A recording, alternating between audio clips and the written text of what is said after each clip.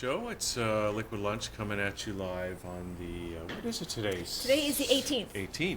Somebody wrote that on my sheet. Okay, Hugh, I am lower than you. You lowered my chair just a little bit too much. Here, I'll lower myself. Oh, okay. There. Okay, now we're good. Thank you. You're welcome. Okay, so I want to talk about ants. Talk. Okay, so it's the season for ants invading everybody, and I noticed there's some in the studio. I'm not telling you right. where. I know where they are. Okay. They're my friends. Okay, don't kill them. Okay? All right. Because you don't want to collect any negative karma. Okay? So what you do, and very easy way to handle ants, is you get cinnamon. You just buy cinnamon powder, like the no-name brand, whatever, and you put a little line of cinnamon along wherever they are to kind of like a little hill, and they won't go over that hill. I don't mind ants. Okay.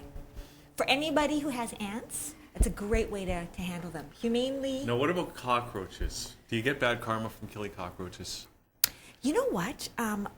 Okay, so from a shamanic standpoint, if you know anything about shamans... Of course I do. Okay, so ants are considered, with the Aboriginals, ants are considered a sign of perseverance. Yeah. Okay, so they're extraordinary creatures, because they can lift, I don't know how many times their weight and that kind of thing, right? Yeah.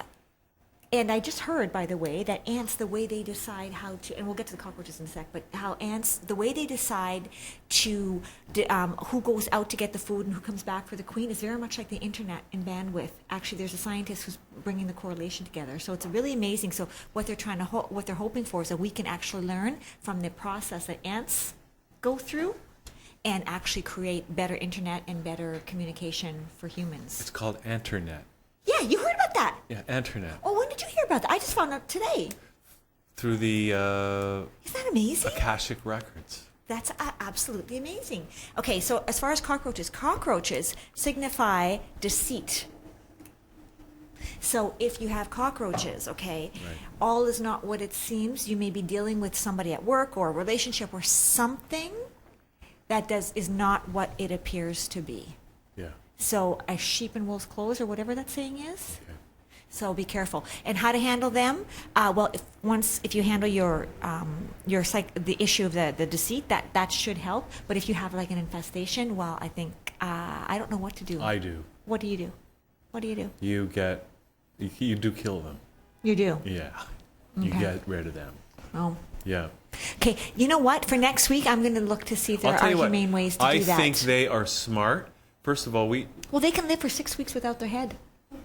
Did you know that? They can live for 6 weeks without their head. How I know that, I don't know, but they can. But which half lives? The head half or the body half? No, the body. The body can What live. about the head half? It's gone. And they can still, I'm not kidding.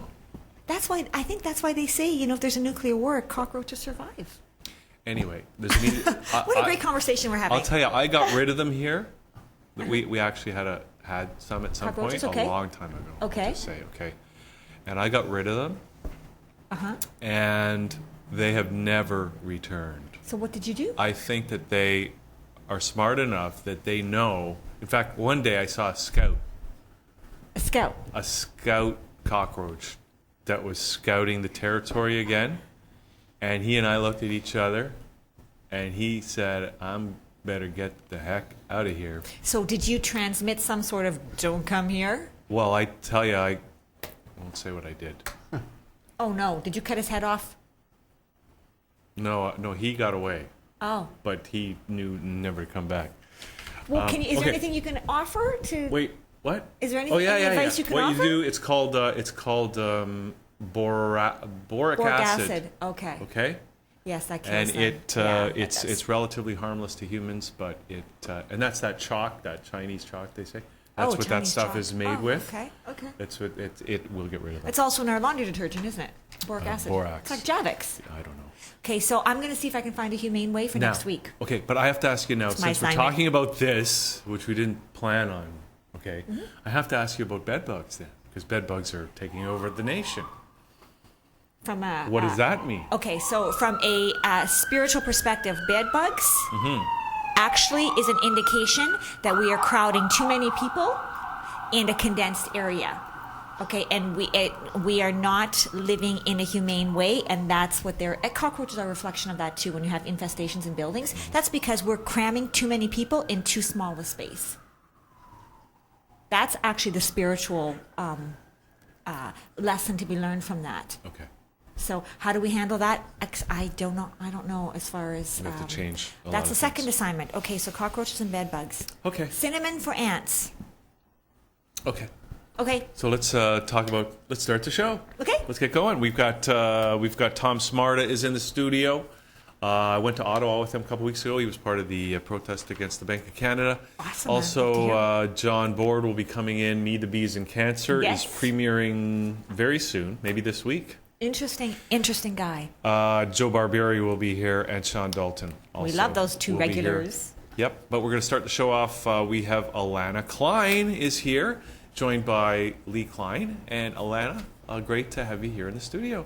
Yeah, great to be here. And congratulations, you just graduated from York? Yep, last week actually. Wow. Wow, fresh out of school. And you released a CD, right? Yes, that's our EP. Yeah. So we recently recorded that. Not in the week since you've. No, we Graduated. did that last fall.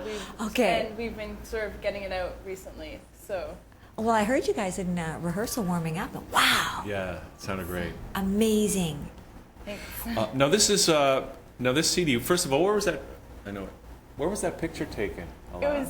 It was actually taken in a ravine near Coxwell Station, just south of the Danforth. Yeah. I don't actually know the name of the ravine. A friend of mine lives near there, so the Okay. friend who took the photo. So. I'm picturing it. My sister lives near Coxwell yeah. Station. Because so, that's an amazing shot. Yeah. See, this is like in the middle of Toronto somewhere, basically, right? Yeah. And it looks Yeah. like it's somewhere in northern. Out in the country. Yeah. Somewhere. Yeah. Yeah. So let's talk a little bit about, before we actually get a performance, which we're really looking forward to, but let's talk about the kind of music that you do. Okay, what I play is I started out as a Cape Breton fiddler. I studied with Sandy McIntyre for Okay. about 10 years. And then I got into the Irish scene. And I've studied with a fiddler here in Toronto, Patrick Orso, as well as Maeve Donnelly, a fiddler in Ireland. I studied with her over Skype. Wow. How is that? How can you study? It's interesting because you can talk to each other and you can play one at a time, but it doesn't work to play together. Because even if you start together, there's still a time delay. Right. But it works. It's a lot easier than moving to Ireland, like because I was able to do it during school and take lessons with Maeve during school. Now, could she watch your movements? Is that how you did it? She watched your playing, and then and could she hear any notes and that kind of thing? Is the sound good enough to do that, and the video good enough to do that? Yeah, my dad had a pretty good camera for it that sort of shows a wider angle than like a general webcam. Wow. So she was able to see exactly what I was doing. Awesome No, technology. I'm just curious, why have you haven't been to Ireland? I have, yes. Okay, but it's easier to, But how about Cape Breton? I have been to Cape Breton as Yeah. well, yes. I went to the Gaelic College in Cape Breton Okay. when I was a kid, so I stayed there for a week during the summer as well. And what can I ask? What the attraction for you was to Cape Breton and Irish fiddle music? That's sort of a bit of a. I'm not exactly sure where it appeared from, Yeah. but my dad plays Greek and Turkish music as well. But he was also a folkie in the Yorkville scene, so I grew up listening to sort of folk music. And then when I was 8, I just said I wanted to play Celtic music. I don't know where it exactly appeared from, but So you're not from the East Coast? no. I just love the music. Lee, any insights about all that? Well, the funny thing is she never heard me play Celtic music because I hadn't played it for years. I mean, I played some folk stuff, but basically I was working in Greece and working in Turkey, and she came with us, but when she saw me perform, that's what I was performing, and I was sort of surprised when she was like 7 or 8, and she said, I want to play violin and I want to play like Natalie McMaster. It's like, what? Okay. So that's when she got Sandy McIntyre as her teacher, who's like the Cape Breton fiddle teacher. Do you have anywhere. to audition for Sandy, or can any? And she must be quite expensive then too. Well, no. I mean, Sandy still plays. Sandy's, how old is that, 75? I don't know, something like that. Sandy still works with his band. on weekends, but he does a lot of teaching too. And he is, for my money, the top Cape Breton fiddle teacher around. And he's in Toronto? He's in Toronto.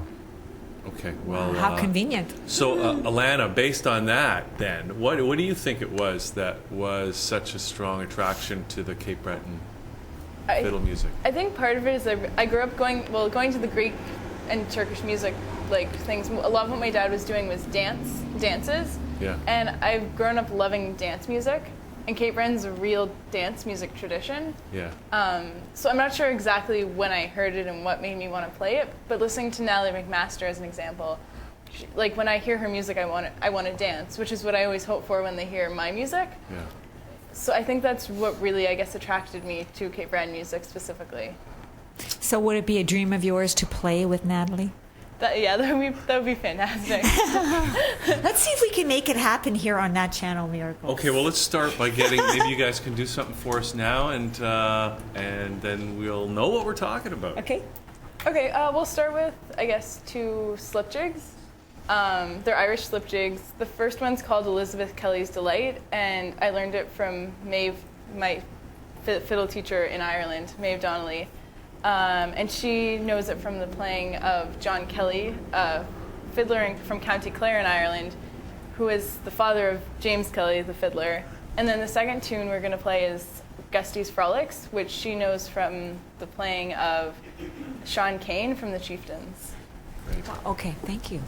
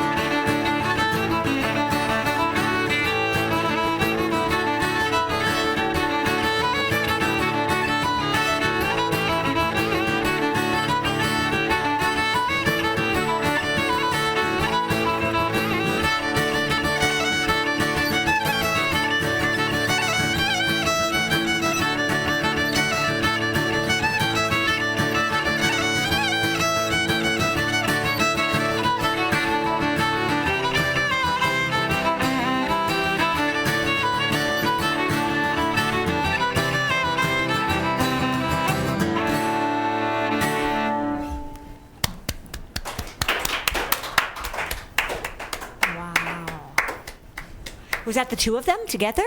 Yeah, You said it was a slip. a slip jig. What's a slip jig? A slip jig is a type of jig. So a normal jig. What's a jig? A jig is a jig is a form of a dance tune. and it's usually in 6/8, but slip jig is in 9/8. So it's a slightly different Timing. That's weird. Yeah. Can you do a bar of each and show us the difference? Yeah. Well, that's a great question. Thank you, John. A bar of each to show us. So is this going to be 6/8? 6/8 is Yeah. okay. It's 3/3. The 6/8 is 3 and 3. That's one bar. Okay. So it's and the slip jig is 9/8, which is 3/3/3. But play the melody. Yeah. The melody feels different. Okay. I'll do So it. a slip jig would be That's a 6/8 or a 9/8? a 9/8. Okay. But a jig would be, Oh my God, that's very different. it is, yeah. Wow, that's amazing. That's really cool. So what's the is. difference between that, say, and Cape Breton music? Well, what's interesting about Cape Breton music is basically old Scottish music from the 1700s when a lot of the Scottish people came over to Cape Breton, and the music didn't really change that much from the music from the people who came over. So Scottish music in Scotland changed a lot, but the Okay. Scottish music in Cape Breton stayed. Frozen Very- in time. sort of. Oh, so it's Essentially. ironic. So it's a little more traditional in Canada than it is in Scotland. Yeah, actually now a lot of musicians from Scotland come over to Cape Breton to hear the old Scottish style and learn that. Oh wow. So what's interesting about Cape Breton music, different from Irish music, is there's a few similarities in Irish and Scottish music. Okay. In terms of tunes, the music played, and a lot of the tune types are the same. So some of that's similar in Cape Breton. Like you have some of the same tune types, and a few of the tunes are the same. But a lot of the modern stuff is very different because since Scotland and Ireland are so close, there was a lot more transmission Right. between the two. Right, right. How come we don't hear about a Newfoundland kind of folk fiddle music? You'd think that if Cape Breton has it, that Newfoundland would have something too. I know there is. I actually don't know that much about the Newfoundland fiddle Yeah. scene, but I know there are like Newfoundland fiddlers. So Newfoundland is more Irish. Yeah. it is. And Cape Breton is the Scottish part, and Newfoundland has a lot of Irish, And doesn't it old get Irish. mixed up too with the French Canadian fiddle music, which is also aren't they all Celts anyway? Even the French Canadians? Well, not the French Canadians, but the music does get mixed.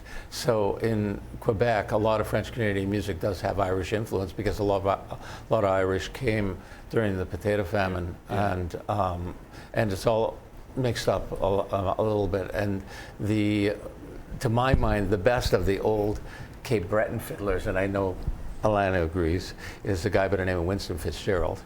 And he was French, Canadian, Irish, Scottish, Cape Breton, all of that combined, and it's quite incredible. So can you music. hear like the fusion of all of those different backgrounds? Yeah. Yeah. Okay. And that's why you like him?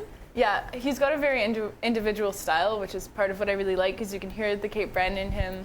But you can also, in my opinion, and my dad I know agrees, you can hear some Irish influence in him as well. Okay. And I know he went down to the States and worked in some Irish communities there playing fiddle, so I don't know if that's where the Irish influence came in. But I just really like the fact that he takes all these different styles and makes them his own. Mm-hmm. So what are your plans, Alana, that you have now that the CD is out? Are you going to be touring, or have you had the chance to actually play out in Cape Breton and get feedback from the people out there? I haven't been to Cape Breton in quite a while. It was about 10 years ago, I guess, that I went to Cape Breton because I went to the school there during the summer. I'm planning on going out there hopefully sometime soon. I went to Halifax last summer, which was fantastic. I got a chance to meet some traditional Celtic musicians in Halifax. Now, are they welcoming to you because you're not from the area, or this Ontario girl who... They were very welcoming. I went to a Celtic session there, which Okay. is essentially just a jam session. Oh, okay. That one was mostly Irish music, but they were so welcoming. It was incredible. So. Wow. I noticed when I was watching you play, it's very natural for you. I mean, you actually look Celtic. I don't know if there's such a thing, but truly, I mean, there's no blood, Celtic blood or anything like that in you. No. Wow. Not that we're aware of. No. Okay, that's the operative phrase. No, but you really do. It looks so natural. It really looks like you grew up in that environment. It's funny how that works. You know what? We'd love to hear another performance if you can do one for us. Yeah, we'll actually play a Kate Brown set now. Oh, okay, good. The first tune is called Stumpy, the second tune is Duke of Perth, and the third one is West Mabou. The first one's the Strathspey, which is a Cape Breton tune type. Cape Breton is Scottish. And the second two are reels. And what time signature are we looking at here? 4 for both of them. 4/4? For what? 4/4? 4/4, but the Strathspey is really syncopated. So it sort of doesn't, it feels like a 4, but it feels like sort of a bit of an awkward 4, as opposed to a reel that feels like a lot smoother. Now, Hugh, this makes a lot more sense to you than it does to me, correct? Well, 4/4 is pretty much the standard. Yes, I know that, but when you said the syncopated feels like an awkward 4 and all that stuff. A little bit. Okay. He's a musician. I'll know better when I hear it. 1, 2, 3, 4.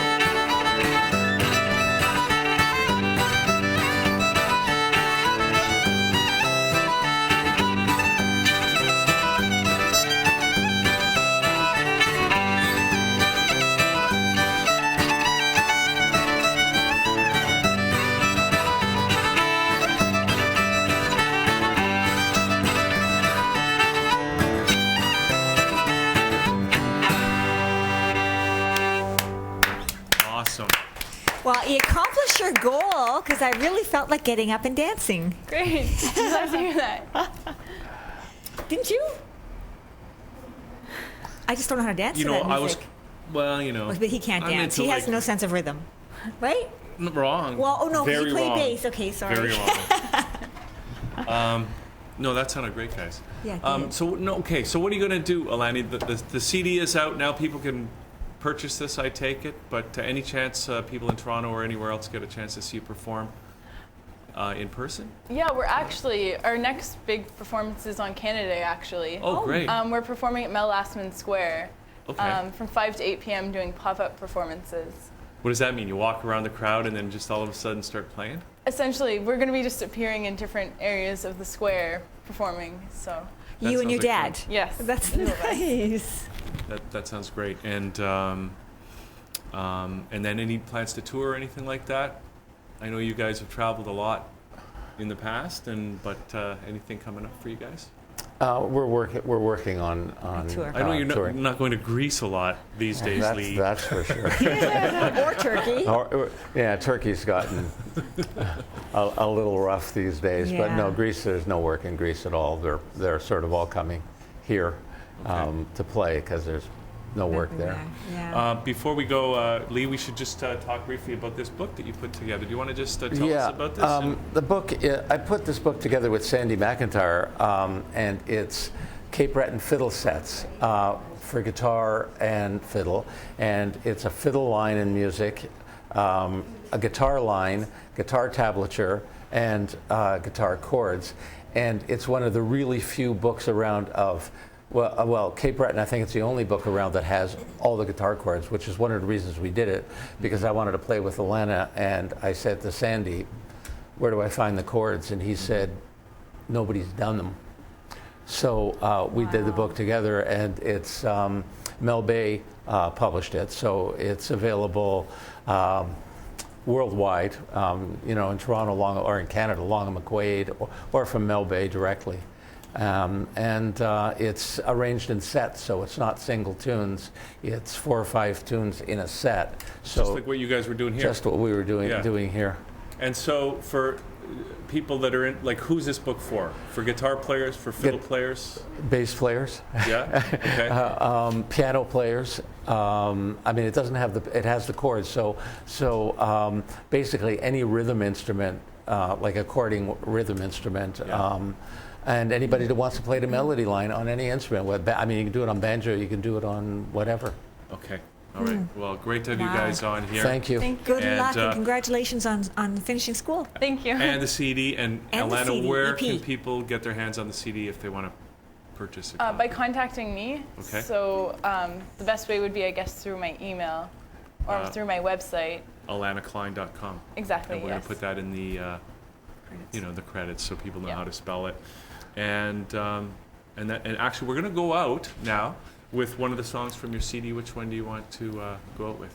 What about the Scholar set, the first one? Yeah, That's it's the number second 2. one. Oh, here, sorry, according second to one. the Yeah. second set. Okay, we'll do that, and we're going to come back in a couple of minutes with Tom Smarda as Liquid Lunch continues. We'll be right back.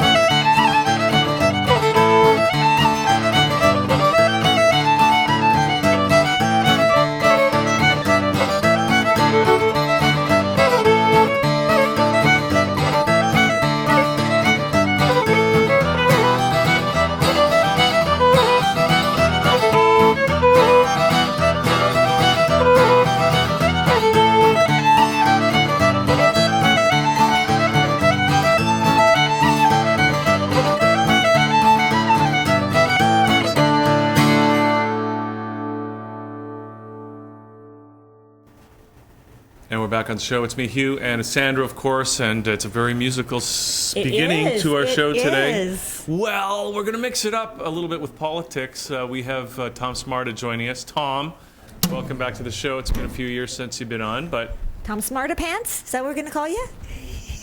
Well, that's not very smart. That's dumber.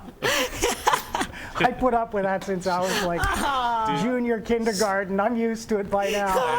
I get that too from people like Sandra. And they figure, the fun thing is they think they're being original. It's like, Exactly. wow. Yeah. You just burst my bubble. I guess that's what you do with your social activism music, huh? Burst a lot of people's bubbles. Tom, okay, so let's talk about, Innocent. I want to have a conversation. We're gonna get some music from you as well, but I know you're very politically active, right? And we went to Ottawa a couple weeks ago and talked about the Bank of Canada, right? What's your, in fact, on your guitar case, what does it say? You got it in big letters, right? On my electric, it says, use the Bank of Canada to create interest-free infrastructure loans. Yeah. And I've had that for years when people didn't know what a Bank of Canada was. Mm-hmm. They didn't know what loans had to do with infrastructure. Right. And and now people are starting to like tweak a little bit. So I'm curious because I've been aware of these issues for a long time, but I know what you mean. A lot of people, as you say, they don't really have any clue about these monetary issues. So I'm curious, how did you first become aware of the whole monetary issue in the Bank of Canada and all that kind of stuff? Well, I spent about 10 years of my life, I shouldn't put my hand in front of my face like that to relax. I spent about 10 years of my life hitchhiking around North America in the 70s with my guitar, and I just realized that what the corporate media and most of conventional education taught people really didn't address the issues of poverty, cultural conflict, destruction of the environment, pollution, and just all of these issues that are like the elephant in the room and get ignored. And whenever I scratched below the surface, I would see that there was economic pattern. People were too broke to do whatever it is that they want to do. We're too broke to protect our water. We're too broke to have a healthcare system. That's basically a lie. So Yeah. I started doing the research into how money was created and continued. Right. So it sounds to me like you've pretty much been living your life bucking the system, we call it. Is that a fair statement? No, I think that I'm conservative in terms of that I believe in honesty in government. I believe in that we should be working hard. I believe that we should be taking into consideration the environment for future generations. I believe that we should have integrity, and I think that the so-called conservatives now are not necessarily representing that. And So to me, that's all bucking the system. Bucking the system. Yeah. Well, I think it's a system we should have. But I think he's right now the minority. but I think the point Tom's trying to make, and Tom, you can of course correct me if I'm wrong, you're not there to buck the system. You're there to just live a life within a system that makes sense. Hopefully you bring forward constructive solutions and approaches that can be simply implemented and measurable. And if that supports people being housed, clothed, and fed in a sustainable way, then that might be considered a system. But if it also has people rethink the devastation of the Alberta tar sands, native injustice issues, those kind of things, which are also part of a corporatized system, I'm making a distinction, and I'm wanting to be helpful in the way I live towards the community of people living on the planet Earth. So you're really about bringing, let's talk about the solutions rather than talking about the problems. This is how we can do it. And you're doing it. You're a living example of how we can actually do it. Hopefully, the diagnosis of a problem is important, but to just stay Yes. in despair because it's all overwhelming and it's all terrible and oh my God, doomsday, what are we going to do now? And what can I do on one person? That's not constructive. Right. Okay. Do you want to do a song for us, and then we'll chat some more? I got some more questions, Tom. All right, I'm thinking. You don't have to. I'm just thinking which one I might want to do. All right, here's one for you.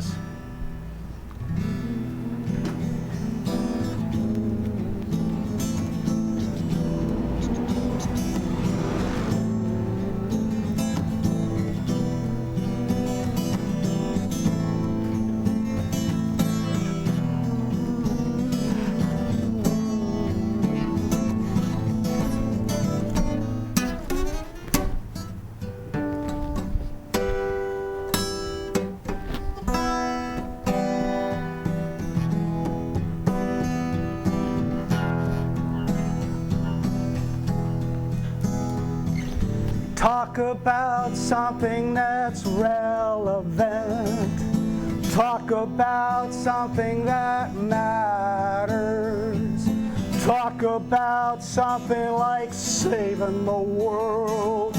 Talk about something that matters. Ooh, that you care about.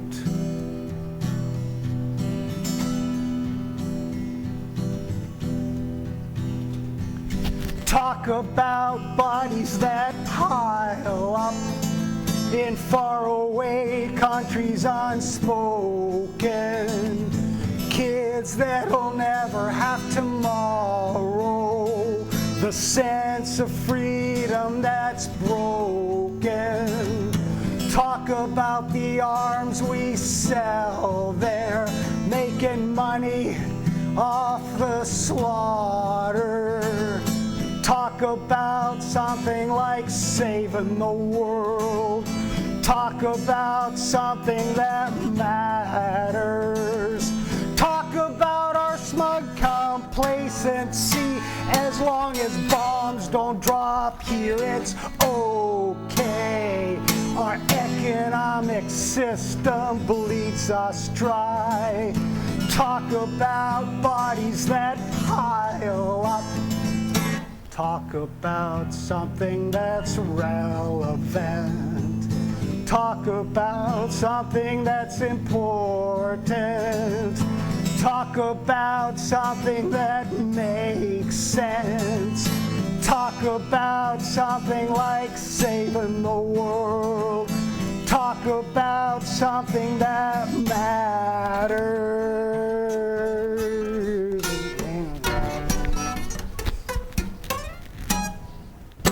That you care about.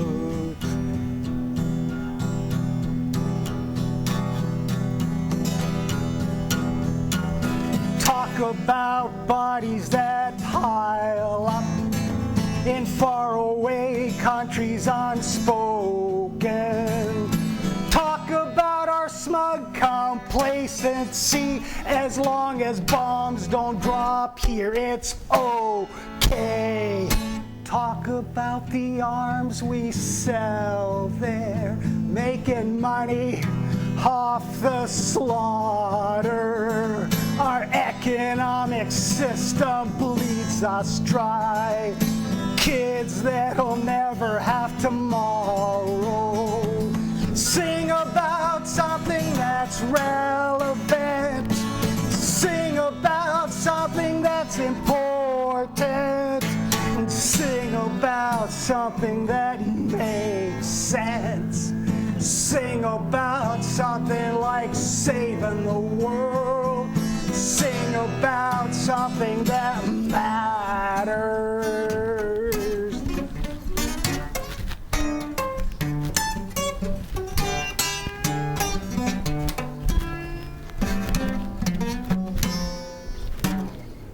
The sense of freedom that's broken. The sense of freedom that's broken. The sense of freedom that's broken. economic system bleeds us dry. Kids that'll never have tomorrow.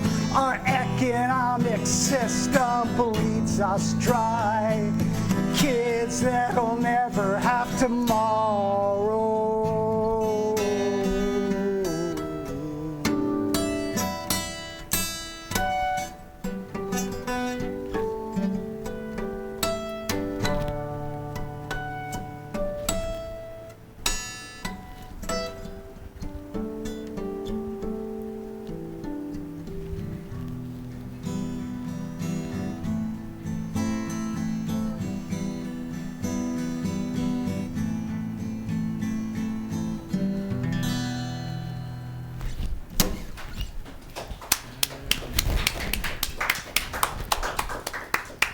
So Tom, Wow, that was pretty. What do you say after that? exactly. I mean, Why do 1/4 of the kids in the U.S. Are dependent on food stamps for supplement? you know? that's just the that's just for now. Yeah. Pretty soon they'll all live in FEMA camps, and then they won't need food And then, stamps. well, then they'll all be fed from FEMA camp? Is that? Soylent Green is people. Right, Tom? Soylent Green? Is that a product? I don't understand what that is either. I thought Okay. maybe you would. It's from a movie. Oh, okay. Over my head. Tom, so like you're talking about being optimistic and stuff like that, but sometimes I'm not too optimistic. Well, that You song know what I wasn't mean? optimistic. And the That song wasn't was optimistic, pretty although you're realistic, saying though. you're optimistic, but how do you maintain your optimism? I thought you were going to break your guitar a couple of times.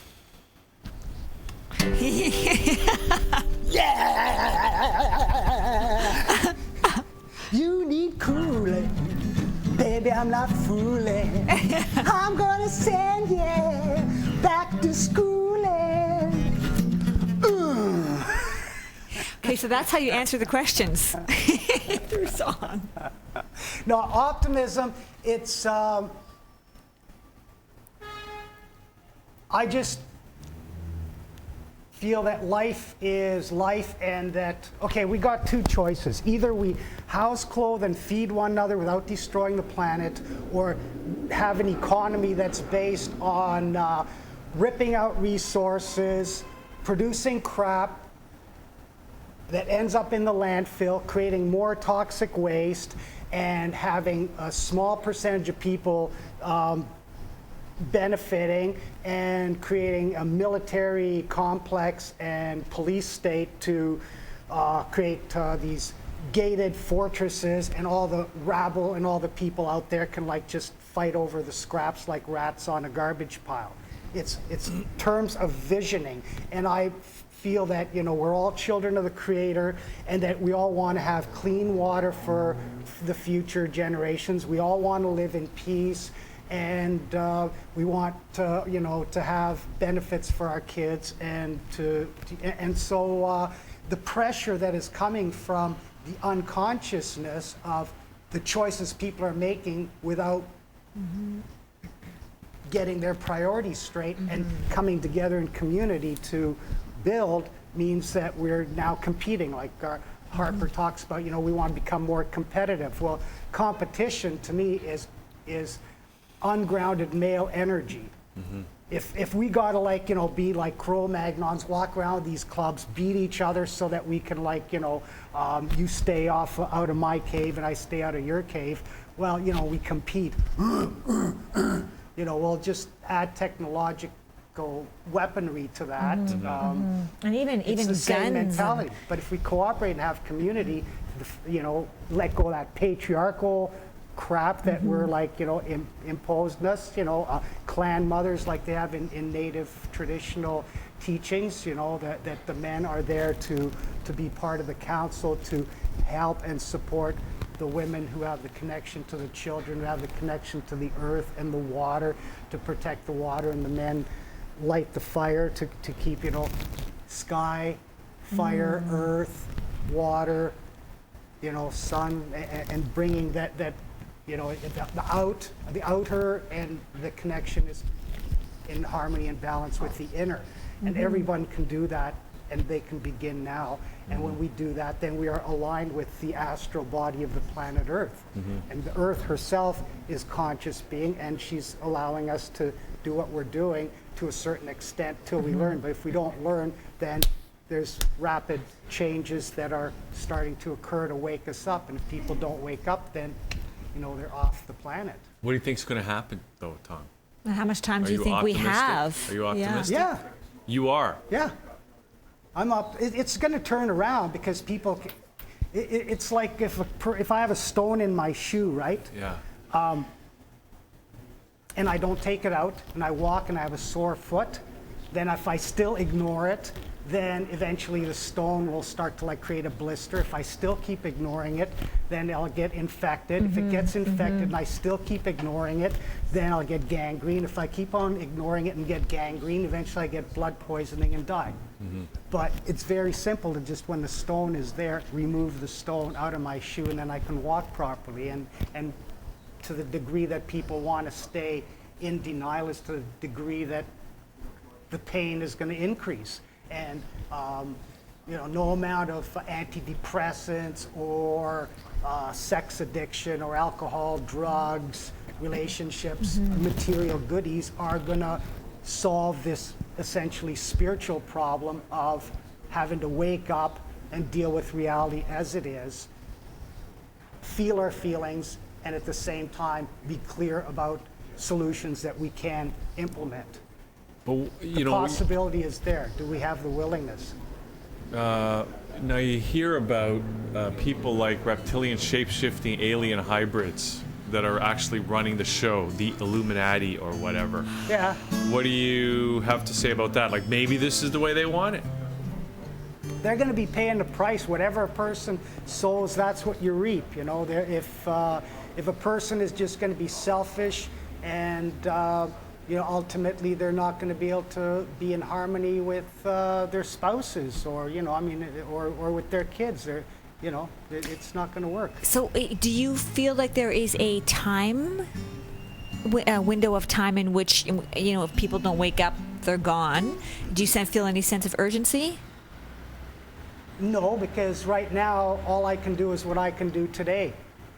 Would it be helpful for me to have my guts churning? Would it be helpful for me to be slitting my wrist or wanting to throw myself in front of a subway train because I can't stand the pain, because I'm empathetic with people that have nothing and are having their limbs blown off, or having children in being born deformed or with cancer because they've been subjected to depleted uranium bombings?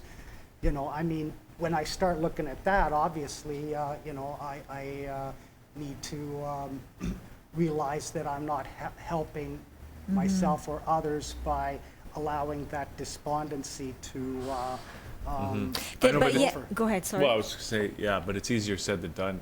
'Cause I mean, sometimes under those yeah. conditions to maintain that optimism and not have your guts. By the grace of turn. God, I'm doing that today, you know, I mean, it's, But I mean, we That's why I'm have, here. and we do feel that, though, like you just said, that whole empathetic stuff. I mean, obviously that's there. We have that capability for a reason, right?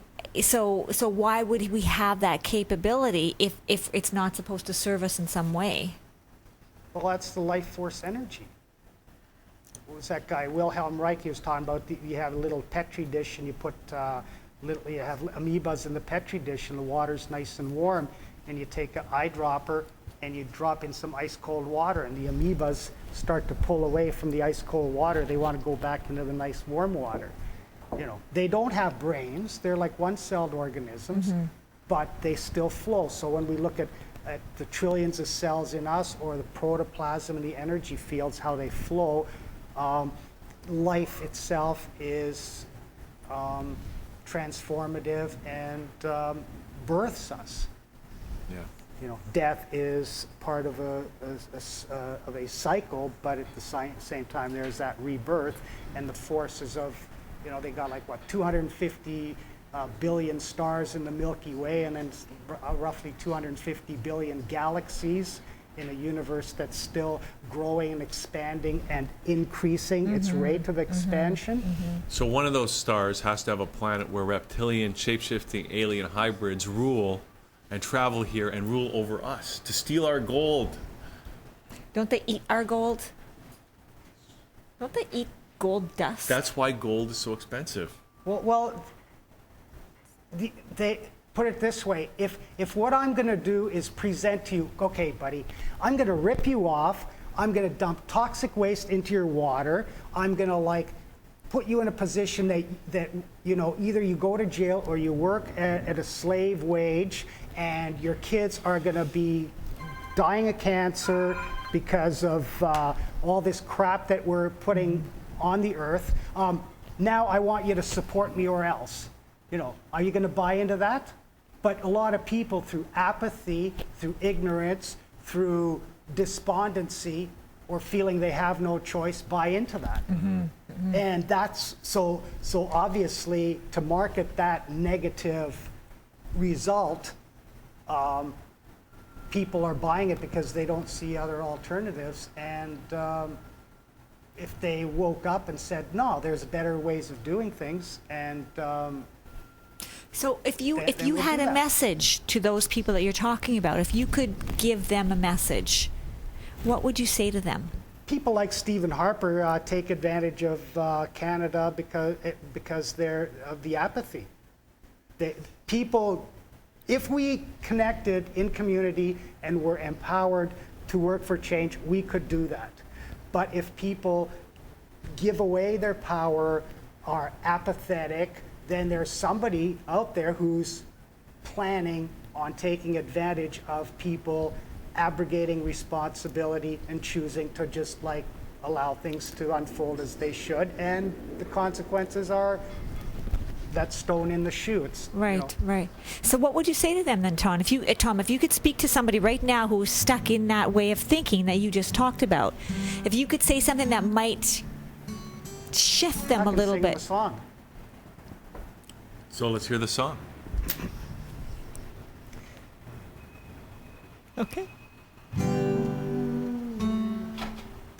Too bad we don't have that fiddle player around, because I wrote this supposed to be a fiddle song.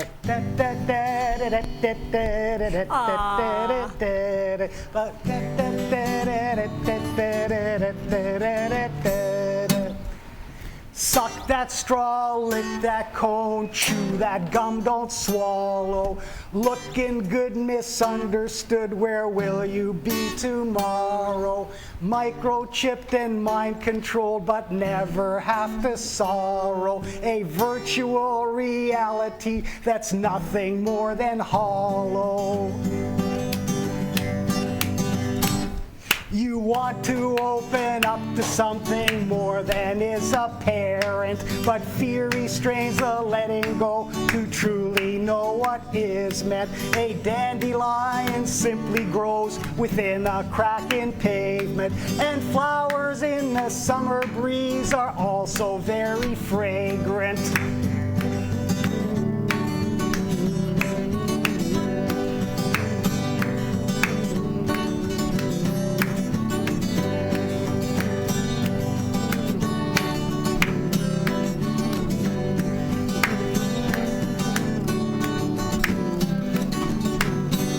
So don't lose hope, your time is now, you're vital to the changing transformation of the earth that's quickly rearranging the understandings we all share. Love cannot be caged in. The time is now and we are here. Love cannot be caged in.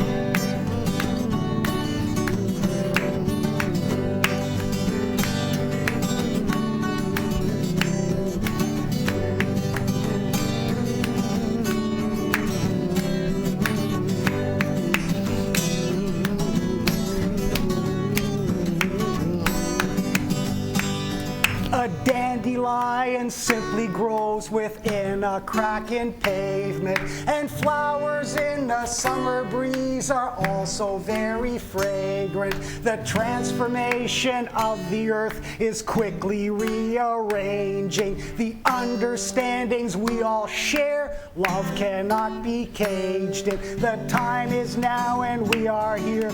Love cannot be caged in.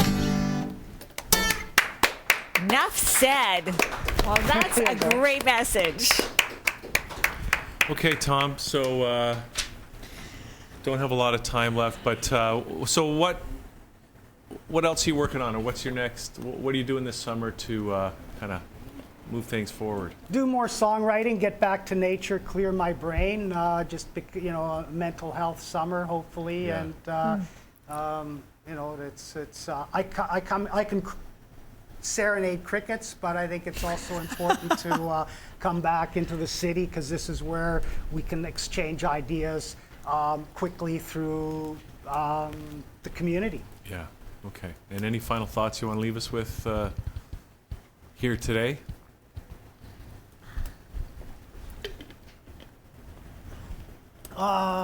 I could do another song, but I think that last one was pretty positive, so I might leave it at that. I like to say what I heard from Cindy Sheehan was, I wrote a song about, but it was like that she came, you know who Cindy Sheehan was? It sounds familiar. You remind me. Okay, she lost her son in the Iraq War, yeah. and she Okay. camped out in George Bush's Wow. ranch, Ranch, yeah. and Okay. went through. And she came to Toronto speaking. I wrote a song about it, but I'll just laser it. Is that basically what she was saying? After the pain of the loss of her son, there was nothing else the U.S. military could do to hurt her more than that. And what I just found was, and that her job was to make sure that no other mothers ever had to go through what she had to go through. So I think that kind of a clear focus about, I've been through what I've been through, and no more, and my job and my inspiration is to help support and create a world where this does not need to continue to happen. And, Wow, that's beautiful. she was a power of example. Wow. And and I hope that people don't have to go through that much pain to wake up. But the thing is that we're all vital to the transformation that's happening. The consciousness is changing on the earth, and it's happening really quickly from unexpected places. And I think a lot of people are feeling agitated, and and we're all one community, whether we like it or not. So make the best of it. Peace. Okay. All right. Okay, Tom. Thanks for Thank doing this. you.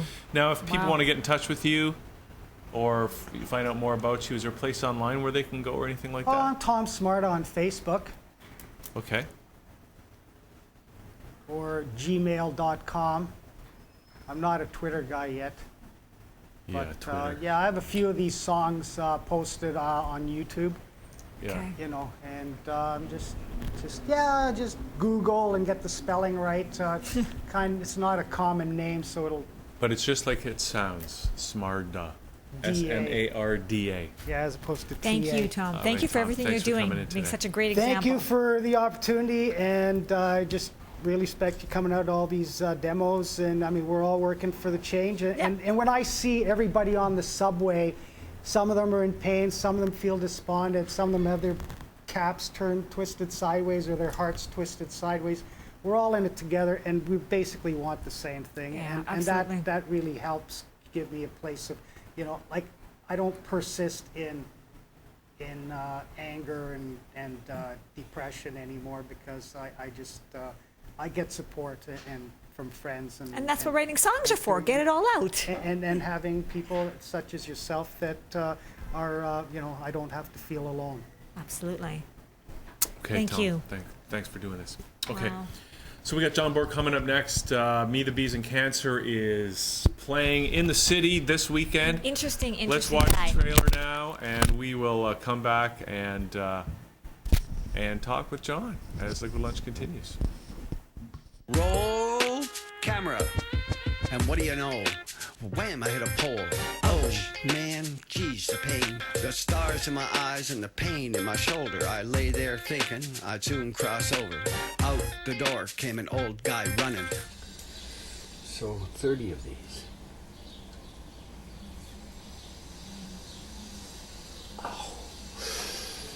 Oh, isn't there a big one here? Look, turn it back right there. What's that? Ah, you got it. You found her. I found the queen. Come and look at the queen. I was Good just for you. lucky. Where is it now? She's up at the top bar. There's the queen. See? Hey, good job. Good job. Oh, I'm so pleased with myself. All right, let's see here. Have you counted to 30 yet? You know how to count to 30. Let's start there. God, you're braver than I am, dog. I can tell you that. He gets 8 now. He was getting 14. Every Monday, Wednesday, and Friday, he would get 14. How long is it? 16. In my body. I'm a participant. I'm not under somebody's care. I'm under my own care. I may take advice from others, but I'm under my own care. The FDA defines an effective drug as one that achieves a 50% or more reduction in tumor size for 28 days. Just 28 days? That's the qualification. Holy cow, I could go on a diet and do that. Right. When I look at the amount of money that's spent on our medical system and on the cancer system, if that was spent on teaching people how to really treat themselves properly and how to go into simple remedies for minor ailments, those hospitals would be quite different. The whole idea would be quite different. Fresh, safe, clean, essential remedies that help both physical and mental.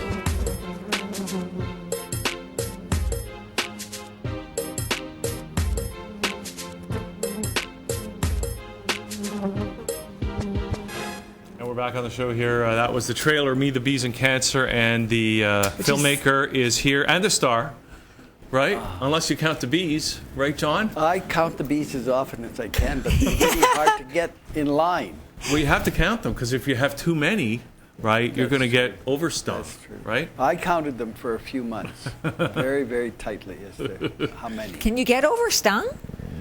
Is there such a thing as too many? Yes, you can. In the sense that the venom and what's coming into you is poison, after all, of different sorts. There are also great healers in it too, but it is a stinger, right? So it's something that's actually there, and you're getting it really in a homeopathic dose, which is minute. But nonetheless, there is an exchange happening all the time. So yes, maybe you're being stung somewhere for something. Either you're getting better or you're not. If you're getting better, well, then they'll either carry it on, but only for a certain time. Or they may say, no, that's not quite right for you. Wow. I don't think there's one thing that is right for everybody. So what would work for you may not work for somebody else who has a similar... I'm absolutely certain of that. Okay. I'm certain of that. You know, some people like tea and some people like coffee. It's the end of the conversation. It goes right down to my little cells that say, I don't like that, or I like this. Okay. But I like this. Okay, John, and now, so the movie is like playing, like... No, the movie plays, it opens this Friday. Friday at 7 o'clock. That's what I meant. Well, no, you said it's playing. It's not playing. It's going to play. It's okay. So is that the premiere? That's the premiere of it's not its first major screening. Right. But it's the premiere of its run in the city, and it'll be run over. There'll be 6 shows over 5 days, I believe. I had the... I've got the when it plays, and I'll be at each one of the shows. And You'll be at each one. Will there be a question and answer as well? Yeah, sure. Why not? Why not? I mean, it's a film that questions things and goes through a lot of spaces, and bees are not something that everybody sees or knows about, or cancer, or my own life, which is all about movies and things like that. So there are lots of things that come up through it all when you see the movie. And my kit, my little pocket pack, that I'm so proud of. This is a homeopathic. By the way, John, since the last time you were in here, I've been using that. Have you? A lot. Are you for the hangover cure? Well, I'll only talk about that one. That's number 5 in this kit. It is called Nux Vomica. And Nux Vomica is actually, the deepest word for it is for when you are overwhelmed. Now, what does that mean? A hangover is a perfect example. Your body has been overwhelmed, and it just does hangovers beautifully. Yeah. What else? A migraine, a bad headache, a cold that's hanging around. Wow. All those things can fall into that idea of too much.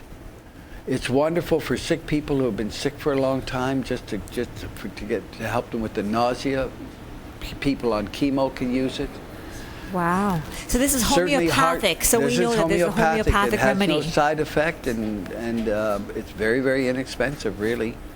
And very effective. And what Nux vomica is used for today, it was used for 200 years ago. It doesn't change, and it has lots of tests done on it, mostly by millions of people who would sit here like you sat here and say, you know that number 5 of yours, that really, geez, I like that. Right? Why? Oh, mostly for the hangover idea. Okay, so I mean, we've now included it as an essential part of our what do you call that? First aid kit. Yeah. Here at the station. Good. It's the John Board Hollywood Survival Kit. What's the website for that, John? Pocket Pack. They can reach it at www.hollywoodsurvivalkit.com. Okay, so there you go. And this is the Hollywood Survival Kit because you worked in the movie industries forever, right? That's where I learned the little bit that I know about homeopathy is all about the remedies like this, ordinary everyday remedies for ordinary everyday things. Because sometimes working on a movie set is like being in a war. Well, you fall and trip, you use arnica. Geez, you can't sleep at night because your mind is so busy, you use coffee. And long hours. Gosh, the long hours are really driving you crazy. You take an arnica to just give you a little more strength for now. It's very, very, it's a wonderful kit. Okay. It just is. Good for you. And now that I'm older, and not working so much in movies, I look around and I realize, gosh, for people who are ill, it's a fabulous kit to have. And I go through it now for people who are on THC, on marijuana, and who might get paranoid, who might get those sort of things, who are always tripping and falling, people with AIDS. Which one do you take for that? Not that I know anybody that might need it, but for which? Number one. People that are paranoid? Number one. I was once in a car, and a guy had smoked a couple of puffs of marijuana, and he suddenly turned to me and said, "Are you all right?" Just terrified. And I said, "What do you mean?" He said, "Are you? I haven't smoked for 5 or 6 years. I just said, no, John, are you all right?" And he was just totally paranoid. And I said, "Pull over, let me drive. I'm fine. I didn't do any of that stuff." And I gave him a couple of drops of rescue remedy. I said, "Have some of this," and he knew my stuff. He was once cured of a terrible migraine on the way to the hospital using your number 5. Too much Nux vomica. So that'll cure migraines. 5. It has as good a chance as anything. At least it'll bring it down. Okay. Well, that's, anyway, so we're driving down the road. So he starts to pull over. I give him the drops. He starts to pull over. I go put the drops on. I look up and he's back in the road. And I say, no, remember you're pulling over. This is the guy like you would with a drunk. He says, "I'm fine, John. I'm absolutely fine." In the quietest voice, and we went back. We never talked about it again. It was amazing. Yeah. So anyway, there are moments. So there are moments for different sort of. So then you get back to the person who's taking it as a medication, and he begins to have some of the negative side effects of the THC, because the THC is very valuable for people in certain pain. Very valuable. But it has its side effects, like medicine. This does wonderful with side effects. That kit does wonderful with chemo side effects. And it doesn't interfere with anything that's going on. It just triggers you to do your work. Anyways, so let's talk about the movie. That's what I was just going to say that, John. The movie. So basically what happened was, you got diagnosed with cancer, and then you found this alternative therapy, right? Yes. Sting therapy. Yes. Well, yes, I went through, of course, my diet's all perfect, and I was taking supplements, and I wasn't going to do chemo. And my brother, I had been away, and I came back and wasn't doing very well. My brother said, "Listen, my brother's an apiarist. I understand it. I know it. I've just treated a woman with cancer, and it was very helpful to her. John, why don't you try bee sting?" So that's what I did. So he brought down a little hive, put it in my backyard, showed me how to catch the bees and put them in the bottle and do things, and that's all in the movie. And so then I started stinging myself. But who said that? I mean, what convinced you that these bee stings would actually do? My brother said, do good John, I was standing on the street talking to somebody, and a lady came over and said, can you maybe help me? And my brother said, well, what's your problem? She said, well, I've had 2 mastectomies, and now the cancer's coming back. And I wonder if bee stings would help me, because I was hearing you talking about bee stings helping people who were sick, and with MS and with arthritis. And she just asked that question. He said, sure, come up to the farm, bring your husband, I'll show him how to sting you, and yes, we'll see that you aren't allergic, and we'll do that. And that's what happened. And 3 months later, when she went in for her next CAT scans, the cancer wasn't there. That was his story. Now, he was taught by a guy in Ohio who has a clinic with hundreds of patients. Every Monday, Wednesday, and Friday, 100 to 200 people come and are helped by him. And all with bee stings. Although there are other propolis and raw jelly and honey itself, they're all healers in certain ways for certain things. The bee is a fabulous insect as an ally with all its products and everything that it does. Everything that it does for us. So, John, why don't we hear more about this? Well, because we don't hear anything about anything. I mean, I'm in homeopathy, and there's tons to tell you about homeopathy that's wonderful. And that's healing, and that homeopathy was a great, great industry in America, a great medical system in America, until it was dissed consciously by the AMA and the pharmaceuticals, who want their oil-based medicines where they can make money. And that started in the 1800s, and it goes right now till today, as much as possible. But the second most used medicine in the world, evidently, is homeopathy. Wow, certainly not in North America, I don't think. You'd be surprised. Really? You would be surprised. Well, and it's growing all the time. All the time. People who take this or to take that, somebody gives them time. I do what I can to tell people. I'm not, it's not about making money for me. I'll tell you, when I had I sprained my ankle 2 years ago on Canada Day, and I ran into Cavaraj, who passed away since then. Yes. But he said he gave me Arnica. He gave you a script for it. It was something else, but it was for. But he gave me the little write up. I went to that place up on Yonge Street. And Thompson's. I got it. They've moved to Wallace Street. And I tell you, I recovered so quickly from a really bad sprain. Like seriously, because I did this same kind of sprain many years ago, and it took a lot longer. And this was as bad a sprain as it gets, and I recovered. I tell you, I'm always amazed. I can tell you moments like that car moment in homeopathy that you say, you got to be kidding. It was either, do we go to the hospital or will it work? And within 3 minutes, the guy saying it's working, and not having to go to the hospital. Wow. Okay. Anyways, the movie is all about things like that. We've been talking about things that come up in the movie.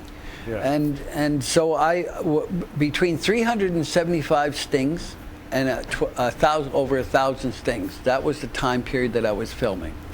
And I got to make the film by being one of the 5 winners of the 1K wave, which gave you $1,000 to make a feature. Well, I made The Fly and then Butterfly, and Atlantic City as an assistant director, and my own Henry and Verlin. Nothing costs $1,000 other than maybe a bad lunch, But I put in an idea, and they liked the idea, and they gave me the $1,000, and I actually spent less than the $1,000 to make it. But it traveled to Ohio and traveled to my brother's farm. You did all had of a that lovely for less interview than with David Cronenberg.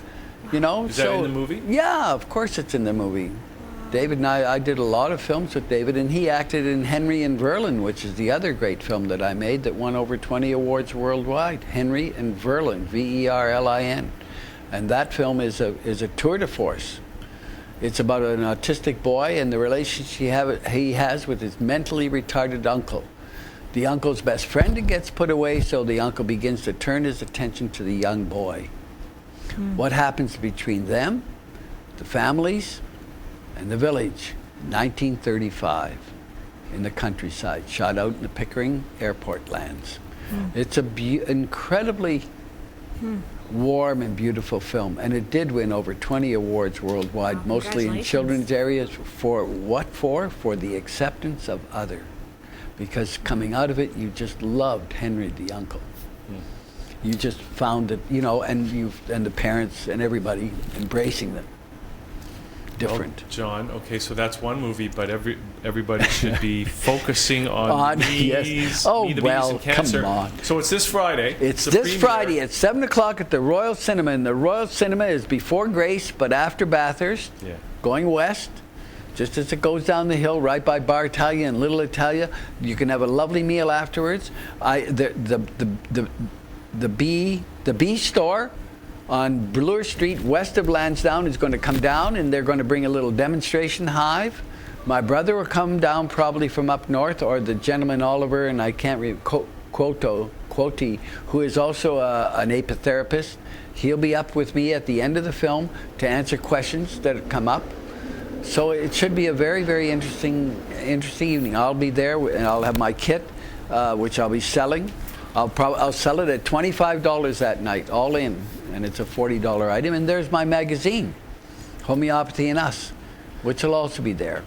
Right, okay, so let me hold that up too. See-through. Homeopathy, and it's a see-through magazine, see? Yeah. Which is like, you know, and this will be, do you charge for this, No. John? Look at that. See, it's one of those It's see-through fabulous. It's a magazines. see-through magazine. And so it's free and it's see-through. And it's a hologram. Yeah. Well, So, it isn't really. That's amazing. How does that happen? It's the magic. Oh, it's a green screen. Yeah, you yeah, see, it's yeah. picking up your green Yeah, screen that allows things through it. See, but anyways, so this will be available too. That'll teach people a little bit about homeopathy if they don't know about it already. There's So 7 o'clock, right? This Friday. 7 o'clock this Friday. And it's $20, right? It's $20, to get in? and $10 of it will go to the Actors Fund of Canada, who always have money, a pool of money that they're always adding to, which is for people in our industry, you, me, all of us here. If we really come into a moment where we absolutely need money, they're there for you, and they're wonderful. It's run like by two people, I think. You know, it's just about getting money in. They just did their big golf tournament this year, which will raise enough money, the $500,000 or $1 million that they need to run it. So I'm just paying them back because and not even paying them back, although I am. Once I did borrow $1,000, and I would love to pay them back that and more, although I'm not obliged to pay a cent. It was a wonderful thing to have as a safety net. Okay, so that's this Friday. This People can Friday, check it out. 7 o'clock. Engage with you, John, in questions. You can and ask answers. me a question. They can ask me questions. Get the Hollywood Survival Kit as Pocket well. pack. So Pocket HollywoodSurvivalKit.com for this. And is there a website for the movie? The movie is methebeesandcancer.com. Me, the Bees, and Cancer. .com, and the magazine is homeopathyandus.com. Perfect. Great. And yeah, so anybody it's who's wonderful. It's maybe absolutely dealing with cancer, come down Listen, and check the movie out. and you know, we talked the other day about me doing a program, and I found a lady who's a singer and a painter and wonderful life experiences and knows homeopathy and knows things and does yoga. And I may come and do a program which we'll call it dealing with cancer, because she also has cancer. Okay. But a wonderful spirit and a wonderful sense and a wonderful way of speaking. So maybe we'll do something. Wow. And we'll have a program here, but not here at this time. Okay. All right, John. Well, of course, we Thank you look for forward to having that. me. Thank you. I hope I'll see you on Friday night. Absolutely. Good luck and continued So, health. you know what? Let's watch that trailer again. Thank you. Thank you very Just much. for the fun of it, because we're going to see, now we're going to watch it with some new eyes, and we're going to get some bee sting therapy. And we're going to... Hey, made me happy. Okay, John, thanks a lot. We'll be back next with Joe Barbieri as Liquid Lunch continues. Talking money. Roll camera. And what do you know? Wham, I hit a pole. Oh, man, geez, the pain. The stars in my eyes and the pain in my shoulder. I lay there thinking I'd soon cross over. Out the door came an old guy running. So 30 of these.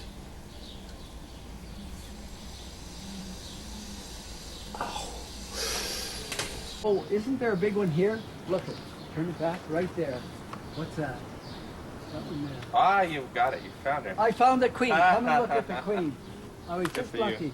Where is it now? She's up at the top bar. There's the queen. See? Hey, good job. Good job. Oh, I'm so pleased with myself. All right, let's see here. Have you counted to 30 yet? Do you know how to count to 30? Let's start there. God, you're braver than I am, dog. I can tell you that. Well, he gets 8 now. He was getting 14 every Monday, Wednesday, and Friday. He would get 14. How long is it? 16. In my body.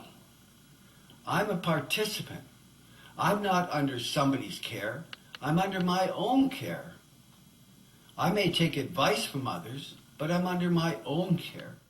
The FDA defines an effective drug as one that achieves a 50% or more reduction in tumor size for 28 days. Just 28 days? That's the qualification. Holy cow, I could go on a diet and do that. Right.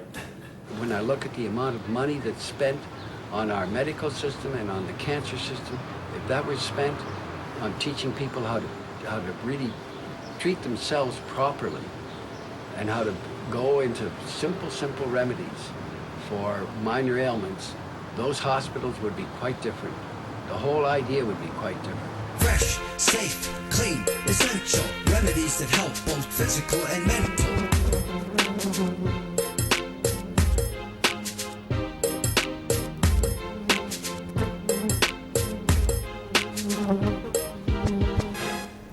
And we're back here on the show. It's me, Hugh Sanders here, and Joe, the investor. Joe Barbieri is joining us. Hey, Joe. And Joe, okay, so I always love these conversations that we have, usually to do with the financial. Yeah. Breakdown. It's never good. It's not all bad. Do you have good news today, Joe? It's not all bad. Okay. It's some people are saying they're amazed that the economy still hasn't collapsed, which is good news for people that enjoy. Well, is it good news? I don't know. But Joe, you're seeing Well, mixed signals, right? What I'm seeing, what I'm talking about now is, well, the signals are contradictory almost that are coming out of the news. Okay. So, on the one hand, everyone was printing money up to now. Everyone around the world, all the governments saying, yeah, we're going to put more bonds, print more money. Quantitative blah, blah, easing. Quantitative right? easing. And now the Fed has decided, well, we're going to stop doing it. We're thinking of slowing it down. Slowing printing money down. Okay. And that caused a bit of turmoil, that interest rates started to go up and markets started to go down. So what I'm seeing is like two different messages. On the one hand, they want to stimulate, and on the other hand, they don't want to stimulate. But it's happening at the same time. Well, and that's unusual, yeah, I think. Okay, how is it happening at the same time? Because if you're stimulating with quantitative easing 1 minute, and then the next minute you're saying we're going to slow that process down, or we're going to stop stimulating, then it's one after the other. It's not at the same time. Maybe they just changed their policy.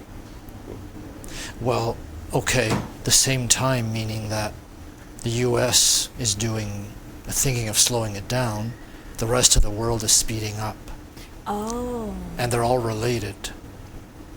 And then when I look at what's happening in the rest of the world, so the U.S. economy supposedly is the best right now. Versus Europe, Japan.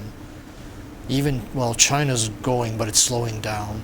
But the industrialized part, it's supposed to be the best, in terms of the numbers.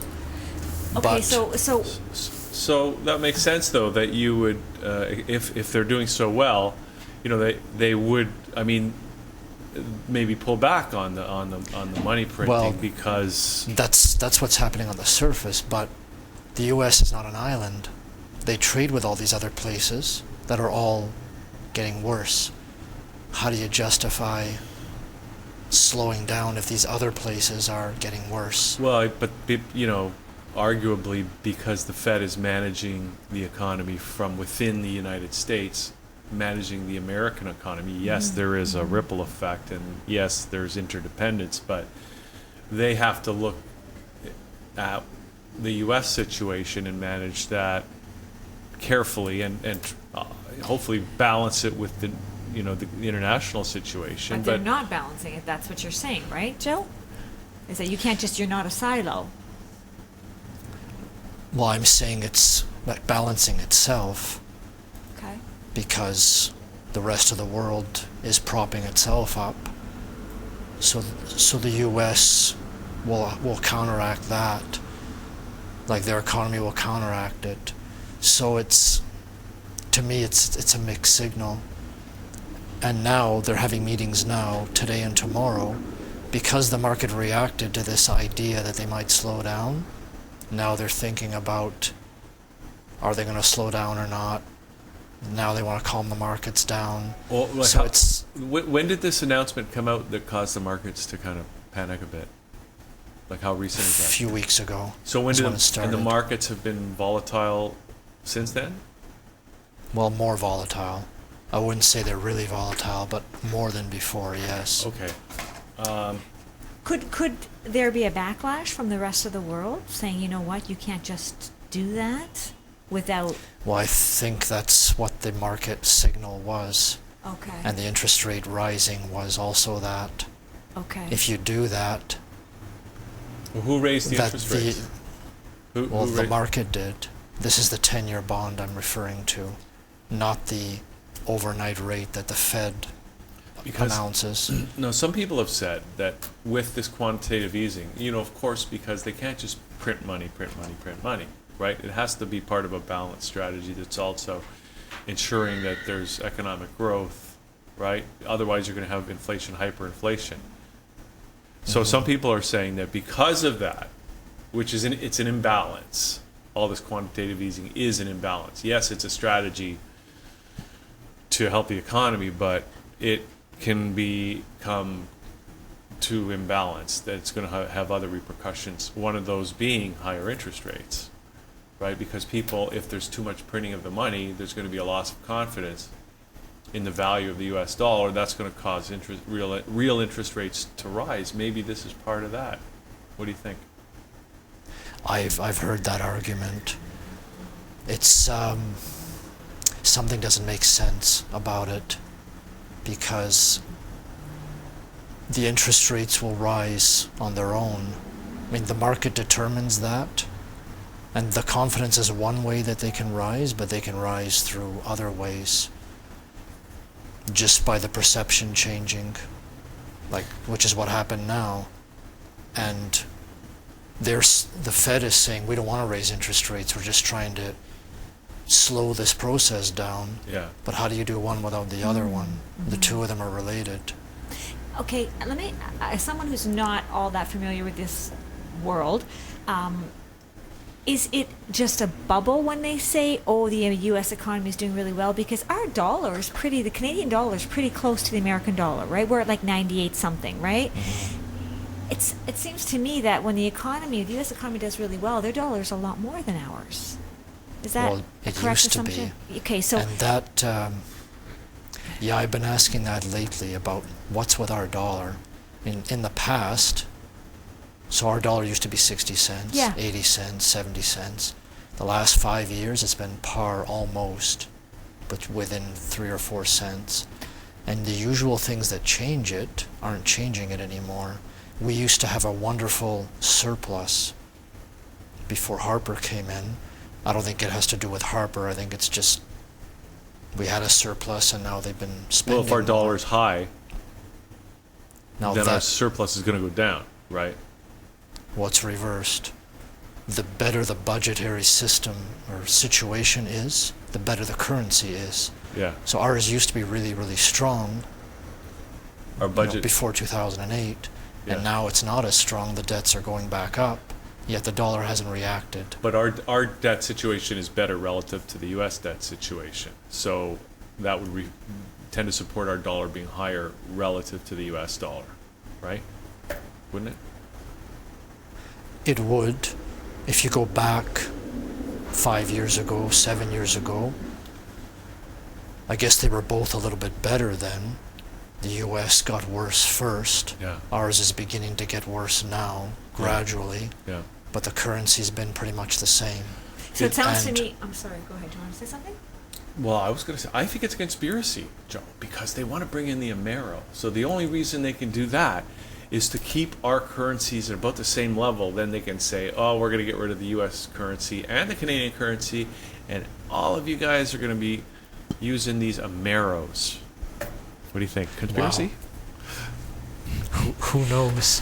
But I mean, the budget was one thing. The other thing was oil prices. Canada used to move with oil prices because we're a petro country. Yeah. Okay. And oil prices have been everywhere, and the dollar hasn't. So that was another question mark of why isn't it Fluctuating. reacting the way it used to react? Yeah. So all the things that used to make it react don't anymore. Yeah. And this Canadian dollar is always at par or close to par. It doesn't. And now that there's another part to this, most of the currencies are pretty much staying the same in relation to each other. Not par, but Whatever the they are. ratios are the same. The euro, the pound. What is going on, Joe? Do you have What do any you think is question going answers? on? It sounds fishy to me. Yeah, what do you think? I'm trying to make people aware of these subtleties that are happening because they didn't happen before, and I don't really know what's going on. What does this mean at in the terms end. of investments, or in terms of life, or in terms of how does this affect the every average Canadian? Can you answer Just that? Did you know? look at things with a grain of salt. Look at all of it with a grain of salt. All In other the words, don't news. invest. Keep all your cash at home Well, under your bed, your mattress. I'm not saying that much. Well, I'm saying a bit of everything. Have cash, have investment, have gold. How important is gold? Less And important. silver. It's less important than booze. But if you do the booze thing, you have to have that homeopathy kit. That's the goal. I got one. I'm good to go, Sandra. Let's hit the bottle. Right, Joe? There's All the this real is too investment. confusing. Let's just get drunk. Joe, is that a good strategy? Get drunk? Well, no, I wouldn't say No, I kind of joke about this because I you knew can a guy. trade the booze, You know- but you can't. You can trade the cigarettes. That's what they did in the past. Exactly, cigarettes. That was good money in the past. That was a form of monetary Currency. exchange, a currency. Thank Because you. It was, think about it, yeah. if you're all in cash and all of a sudden cash becomes worthless, you got a bunch of paper underneath your bed. What good is that going to do you, right? At least if you got Mickeys buried in the front yard or the backyard, you can dig them up and trade them. Right, Joe? Well, Forget burying the dead bodies. It's the Mickeys. You want the Mickeys. The dead bodies have no value. And less value every day. Okay, well, this conversation is going nowhere, pretty much like the economy. No, seriously, Joe. Okay, this all sounds, and I know that you've been keeping your eye on these markets for a long time. So what do you really think is going on? Like, are you genuinely concerned? about the whole state. Well, Yeah. it depends where you're coming from. Okay. Me personally, no, I think it's a sign of a big change. But if you're buying into everything at face value, you're going to get very, very scared. So then, okay, so a sign of a big change, what would you recommend people do? Well, first of all, what Okay. kind of a change? Okay. That, I don't think anybody knows that. I think it's all being worked out. I mean, there's a lot of scandals now, things being revealed, things that some say they knew about, but they've always been done, but no one's talked about them. Now they're being talked about. Mm-hmm. Most of these are the government things that have been in the news, the NSA thing and the IRS thing, but I think this is all trying to say to people, go beyond what you're seeing at face value. Mm-hmm. So what I'm Go hearing... beyond on all levels. So what I'm hearing, and correct me if I'm wrong, so how this would affect me in my life, I would think, okay, to simplify my life, to streamline, to not spend frivolously. That's all part of it. And, I use the word empowerment, but just do as much yourself as you can, or understand what's going on for yourself. as much as you can. Don't just go with what's going on TV and say, yeah, that's... Make sure you question that, because there's always seems to be another side. Both sides are coming at the same time now. Whatever the issue is, there's always rapid information on both sides. So you're hearing one thing and then you're hearing the opposite? Is that what you're saying? Wow, so that would be really confusing. So for example, the economy is about to collapse. That's one state of mind. The other state is that there's a lot of community economies coming up, which in different places you'll hear about those. The shares of companies are going wherever they're going, but there's a lot of people going to local markets to buy things, and that's becoming a big, big deal. That's interesting. I heard. So there's simultaneous things, and which one are you going to pick? And maybe you're going to do both. Maybe you're going to do one. Is it possible to do both, though? You can do both. Okay. But you'll have to decide what you're doing if you're doing both. Right. But in the past, there was only one way to do it, whatever the going belief was. But now there's a whole bunch of beliefs coming at once, and so you'll look at all of them and say, okay, what am I supposed to do now? Like the food is a big one. You can go to Loblaws to get your food, or you can go to a farmer's market, and the choice is yours. They're both there now.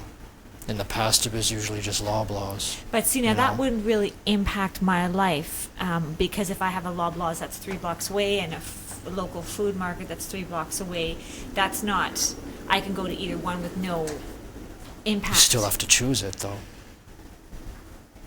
Right. But in terms of the economy, and are you saying it's better to go local? Are you saying it's better not to go into the Loblaws and go to the locals? That's better preparation for the change that's coming from ahead? That's my belief, but okay. People will have different beliefs. For me, I've been going more and more local. Okay. And with the money, I've been going more and more simple. Okay. Because you don't have to think about what is such and such doing in China, what is such and such doing in the UK. So if I'm understanding this correctly, the less variables involved or the less parties involved in the service that or product that you need, the better. So the less channels to bring that service or product to you, the better. And so local is better because it's right here in your backyard, whereas like a Loblaws, it could be coming from California. There's less that can go wrong. Okay.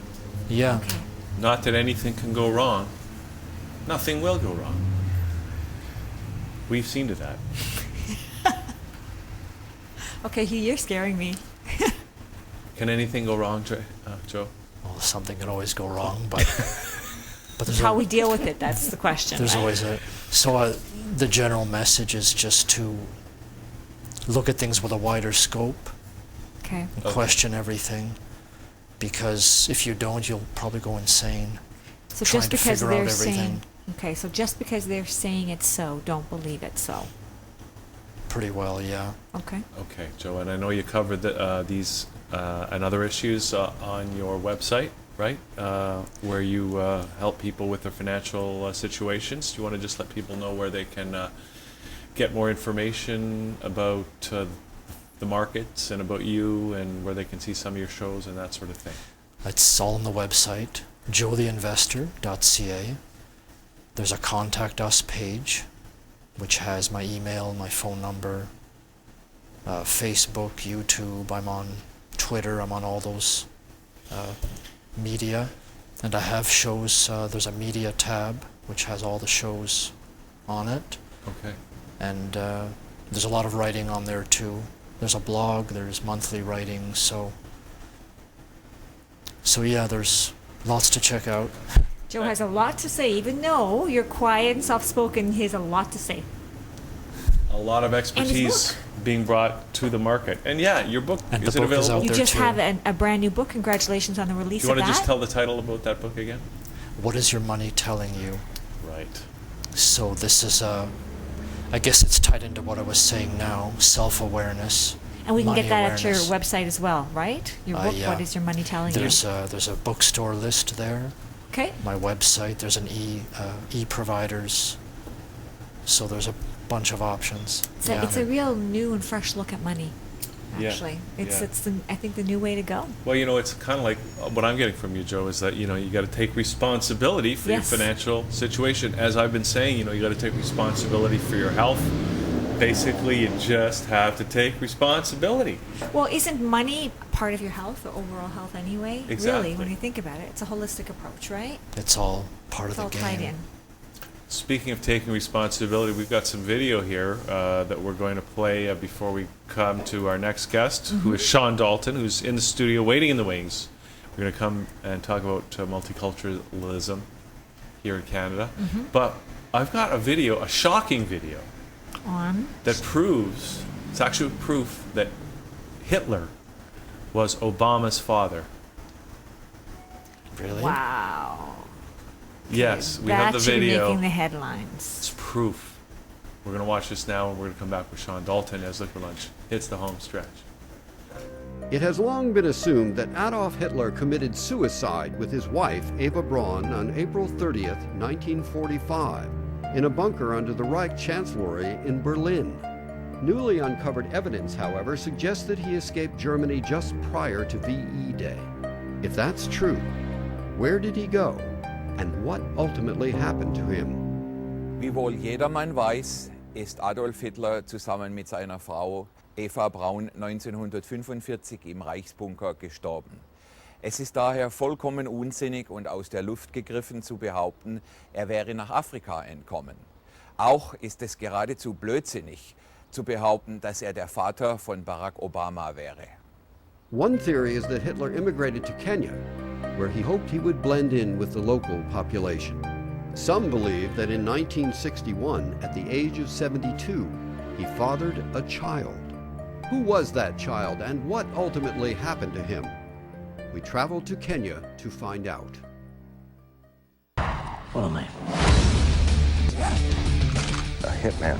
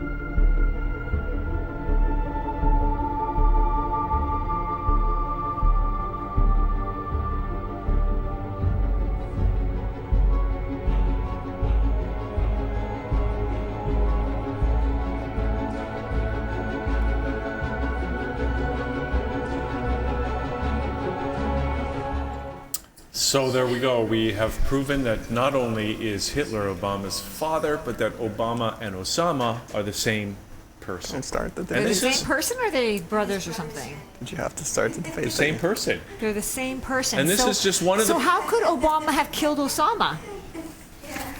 That was all faked. Oh. Everybody knows it was all faked. Oh, okay. Right? It was just to distract. Okay, And this is just one of the problems of multiculturalism. Right, Shawn? Shawn is joining us here. Good segue. I don't prescribe to these kinds of conspiracy theories because they're subjected to, you have to prove it. So that seems kind of far-fetched. I thought it was different eras. So, but that's just me, though. I mean, you're entitled to your opinion. We saw the proof. Shawn on the is video. all about the statistical evidence. Well, today, I should just say, today is, we're talking Canada's Broken Mosaic, the Literary Critics of Multiculturalism, Part 2. Absolutely. I bought this book, Trudocracy, by Ludor J. Zink. He was a columnist for Ottawa. Yeah. And He was actually an Ottawa columnist, and he published this in 1972, and I found this in Peterborough when I went to little bookstores. Boy, that must have been a real find, eh? It was, because, absolutely. I mean, I've heard of Luber Zinc, but to think a book like that came out in 72, that was very early in Trudeau's time as Prime Minister. This one also is a hatchet job on the sun god, and I'd like to read a quote that Trudeau said in the spring of 1970.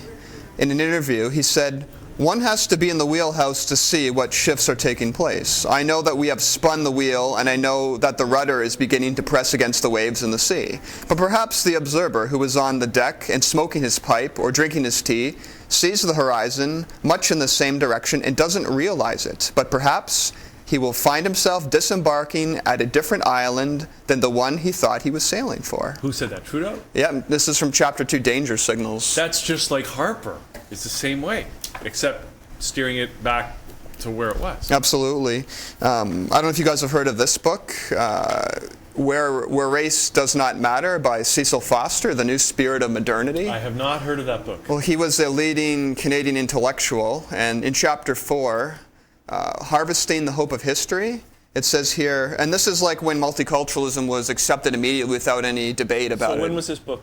It was published 2005. Oh, so it's recent. Okay. Yeah. Yeah. So he wrote here in this Chapter 4, as a particular home, Canada, this place and time to which we have come is steeped in contradictions. I think it always has been, actually, Canada. We want a strong country that also privileges diversity. We want individual members to benefit fully from their virtues and talents, which is an amiable goal. But we also want equality among all citizens. We want to be a people noted in the world for all humanity and all good life, but at the same time we want to help all humanity to achieve the standard that we enjoy. Now that's very difficult to achieve in countries like India or Southeast Asia, where it costs tens of billions to bring people up to the same standard of living that we enjoy, and it took us quite a while to get there ourselves. Like, we struggled through different phases and stuff, you know? I don't know if that's realistic. And within our boundaries, we want every individual and every group to be proud of his or her past, but committed to a joint future that may even necessitate the repudiation of things in the past. In other words, ethnically cleanse your past and create a new future based on social engineering. That's the way I interpret that statement. Oh, I interpret it as being that if we're going to create a common future together, that we kind of forget about some of our past. I disagree completely. I say we study the past and learn from it and become more progressive citizens with a shared sense of cultural identity and cultural capital, so that at least if we know the past, we know where we did right and where we went wrong, so that if we move into the future, we'll at least do it together based on the mistakes and successes of the past. So, see, I disagree with that theory. To me, just the title, Where Race Does Not Matter, that's the title of the book. That, to me, tells me, if I interpret that, I would say, okay, so where race does not matter means everybody's created equal. So let's forget about any past and let's just start at our humanism, what we all want. that might be true, but I personally don't believe, based on my research, that all cultures are equal. And culture defines the way we live our lives and the way we treat other citizens. But we get to choose from this point moving forward how we want our culture to be. So I mean, especially if people are coming to a young country like Canada, which is relatively new. Okay, we're still a baby. 1867, Sandra. We've had 200 years to develop a Canadian identity. If we haven't, shame on us. And that's why you're right. We have made a lot of mistakes from the past, but I don't want to review the past. I want to say, okay, you know what? Let's just everybody is created equal. Let's start from here. But if you don't, that means everybody starts from the same place. If you don't learn from the past, Sandra, you repeat the mistakes of the past in the future in different ways. Not if everybody has their voice. Not if everybody gets to speak. But you have to leave the emotional baggage behind, and that means all those cultural barriers have to be left behind. Well, the emotional baggage for sure, but I think we could still study it, as Shawn's saying. Yeah, there's serious issues. Like on other debates that I've come on this show, the life in some of these countries is not worth replicating. It's not worth us encouraging people to behave as if they've never left their home country, because all it does is end up in honor killings and murder and terrorism. We engender discrimination. Right, but we don't have to study that to know that. We just say, it's not here. Well, we better know why people are doing it, Sandra, so that we understand what went wrong, so we can probably try to at least fix it, or at least address the issues, or prevent it from happening. You know? So I want to read the rest of this. I'm glad you guys took time out to debate these issues. These are pretty cool things. We want to be a people noted in the world for our humanity and good life. But at the same time, we want to help all humanity to achieve the standard of living that we enjoy. I already said that, actually. And within our boundaries, we want every individual, every group to be proud of his or her past, but committed to a joint future that may even necessitate the repudiation of things in the past. We want to have the choice of self-identity as Canadians or as members of some ethnic group, but we demand universal acceptance and recognition of equality for everyone. Canada appears to be settling on the model that is multiculturalism, an official policy that is synonymous for contradictions and paradoxes. Canada has decided to live out its contradictions daily in the hope that problems of race and ethnicity will be solved tomorrow. In other words, just keep pushing it into the future and hopefully everything will work out. And this is what Prime Minister Trudeau said, quote, "Every single person in Canada is now a member of a minority group," end quote. That's what he said. It's not true, though. What does he mean by that? Every single person in Canada is now a member of a minority It's group. social engineering, Sandra. When you say that we're all citizens of the world, that we're all a multicultural society, you basically can brainwash citizens into believing there's no such thing as a Canadian cultural identity, and you could change the conversation and the mindset by changing the psychological disposition of the statement.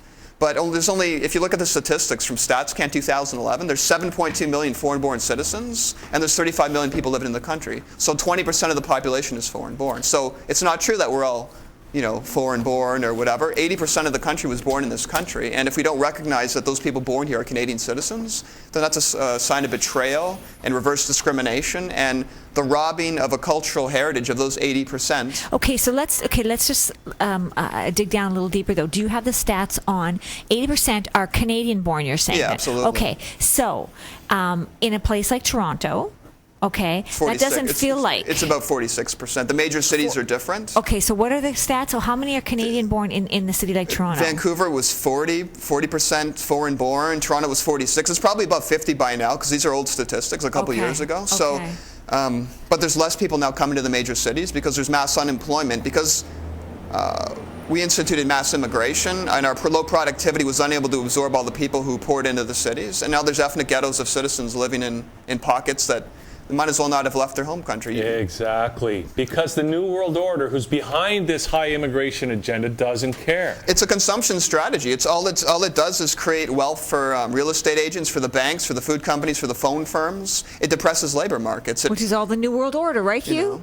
That's right, Sandra. That's right. Now you're catching on. They just want to impose a global government, and the only way to do that is by screwing up all the countries and the nation states. Salim Mansour, you don't see mass immigration of people from India into China or white people into Africa and telling people to respect diversity. There'd be riots. They would kill and murder. You wouldn't believe the amount of violence. But you know what I'm hearing, though, Shawn, is now places like Sweden and the UK are tons and tons of foreigners there now. In fact, London just became a non-white city. It's 55% Indian and Pakistani. Londoners have become minorities in their own city. Absolutely. It was an article from one of the...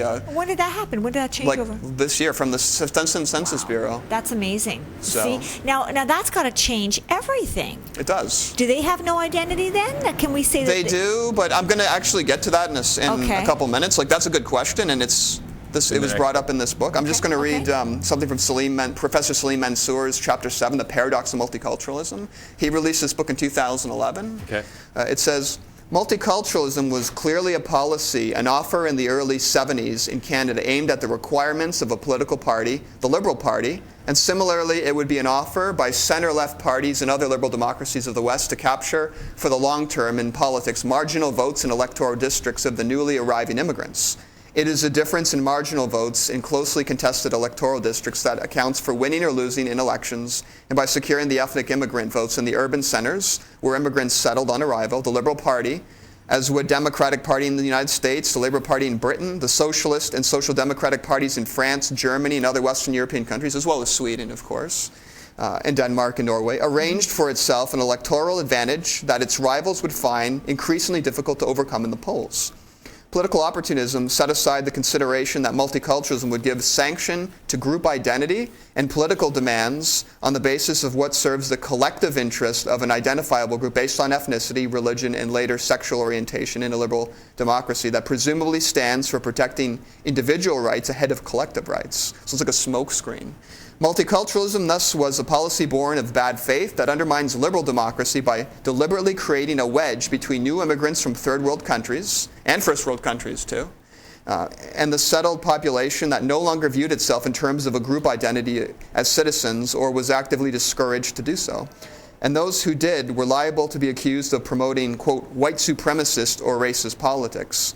The inherent bad faith aspect of multiculturalism in Canada was further underscored by the Citizenship Act of 1977, which reduced the residency requirements for citizenship from 5 to 3 years. It's been up under the Harper government. You have to live here for at least 3 years before you can even take the test. So some standards have been, the passing grade was raised from 60 to 75, which is kind of good. A little bit of higher standard is a little bit of a good thing. With citizenship, new immigrants acquired the right to vote after living in the country for less time than the normal life of an elected majority in Parliament. The provision, in fact, smacked of rank political opportunism to secure the immigrant vote for the Liberal Party. And that's the only reason multiculturalism was ever implemented. It was never implemented to celebrate the Ukrainians, which were numbered in the 5.5 million in the 70s. Shawn, I'm just going to say, yes, we all knew that the Liberal Party was making hay with all that, with a lot of the ethnic votes. Yeah. On the other hand, I do think that the multiculturalism policy was a response that Trudeau brought in to help deal with the English-French divide. Well, it did, but it's also ethnically cleansing Montreal, because now I made a mistake in my last debate. I said 56.5% of people in Montreal spoke French as the first language. I went to StatsCan's database, because I got this information from the paper, the first statistic. Yeah. It said 53.8% of people in Montreal speak French as the first language. So it's even yeah, and 10 years ago it was 62.5. Yeah. So wow, that's even a greater yeah, Montreal's going to be a wow. non-French speaking city in less than a generation. And also there was statistics published by, for the people studying bilingualism in Canada outside Quebec. Yeah. It was 1.8 million in 2001. It was down to 1.4 million in 2011, or 400,000% plunge. Wow. So that's the writing on the wall. Remember you brought up the English thing with Britain? You mentioned, England a couple minutes ago, I guess? Yes. Okay. I did. This book's called Surrender, Appeasing Islam and Sacrificing Freedom by Bruce Barbieri. He wrote While Europe Slept. Remember I used some of the quote from the Sweden debate? Yes. Okay. Yeah. This is a small quote. This is from chapter 6, I'm Not Spartacus, by Bruce Barbieri. This book was released 2009. In February 2008, a British think tank, the Royal United Service Institute, issued a report prepared by a panel of politicians, diplomats, and military academic experts. This refreshingly non-dimmy document concluded that multiculturalism has done profound damage to Britain's sense of national identity and to their self-confidence as a people. Contrasting British difference with timidity in the face of Islamism with remember that guy who just got the soldier was just murdered by the jihadi thing? Yeah. A false flag operation. All the telltale signature marks. With the implicit of the Islamist enemy, it warned that the inability of Britons to, quote, lay down the law with immigrant groups was endangering the country. The United Kingdom, it stated unequivocally, presents itself as a target, as a fragmenting post-Christian society increasingly divided about interpretations of its history, but its national aims, its values, and its political identity. We look like a soft touch. We are indeed a soft touch from within and without. There could hardly be a better summing up of the dilemma with which not only Britain but the entire Western world is confronted. So this isn't only native to England. Canada's dealing with similar problems. And do you guys ever read the Metro newspaper? I try not to read anything. Okay, I consider it the garbage paper, but I data mine it for research because it's free. It's really good information. Well, why would you data mine if it's a garbage newspaper? Because I'm writing a book about our lack of identity, and there's a lot of socially engineered articles, and I use sarcasm to fight these things. How ridiculous things are. Sell-in Illusions, remember this book I told you guys before, The Cult of Multiculturalism? Yeah. This was republished in 2002. I'm going to read a little section, then I'm going to share this article, because one contradicts the other. Okay. This chapter 9 endings, 2002. I do not know if the Miss Black Canada beauty pageant still exists, but it is my fervent hope that it does not. Beauty contests in themselves are offensive, and a racially segregated one is even more so. What would public reaction be, I wonder, if every year television offered a broadcast of a Miss White Canada beauty pageant? We celebrate community service awards only to blacks. Would we be comfortable with such awards only to whites? Probably not, right? Or people would feel uncomfortable. Why aren't there other people in the beauty contest? Why are they? So if we accept a racially inclusive conference for non-white writers, should we not accept one for white writers? Quebec offers the Association of Black Nurses, the Association of Black Artists, the Congress of Black Jurists. Replace black with white and watch the dancing visions of apartheid. It is inescapable that racism for one is racism for the other. And this article here, Figuring Out Fatherhood, it was published March 4th, 2013 in the Metro paper in the news section on page 3. Brendan Hay founded a group called the Black Daddies Club, approved last summer for a $50,000 grant from the City of Toronto's Access, Equity and Human Rights Investment Program. The application met all the city's criteria for funding, says Denise Campbell, Director of Community Resources for the City of Toronto. There's a distinct, quote, knowledge gap about black fathers in the city, and this project would help fill that gap and create, quote, better services for black fathers and their families. Hay is 33. He felt there was a need to get data on black dads in Canada on the issues facing them. So that's and he got $50,000 slush fund from the city to promote this. Now you see, that goes back to the reason he would get funding, and the reason he said he felt there needed to be more data for black is because, again, you're going back and looking at the history. Okay, and that's why I'm saying that's not useful.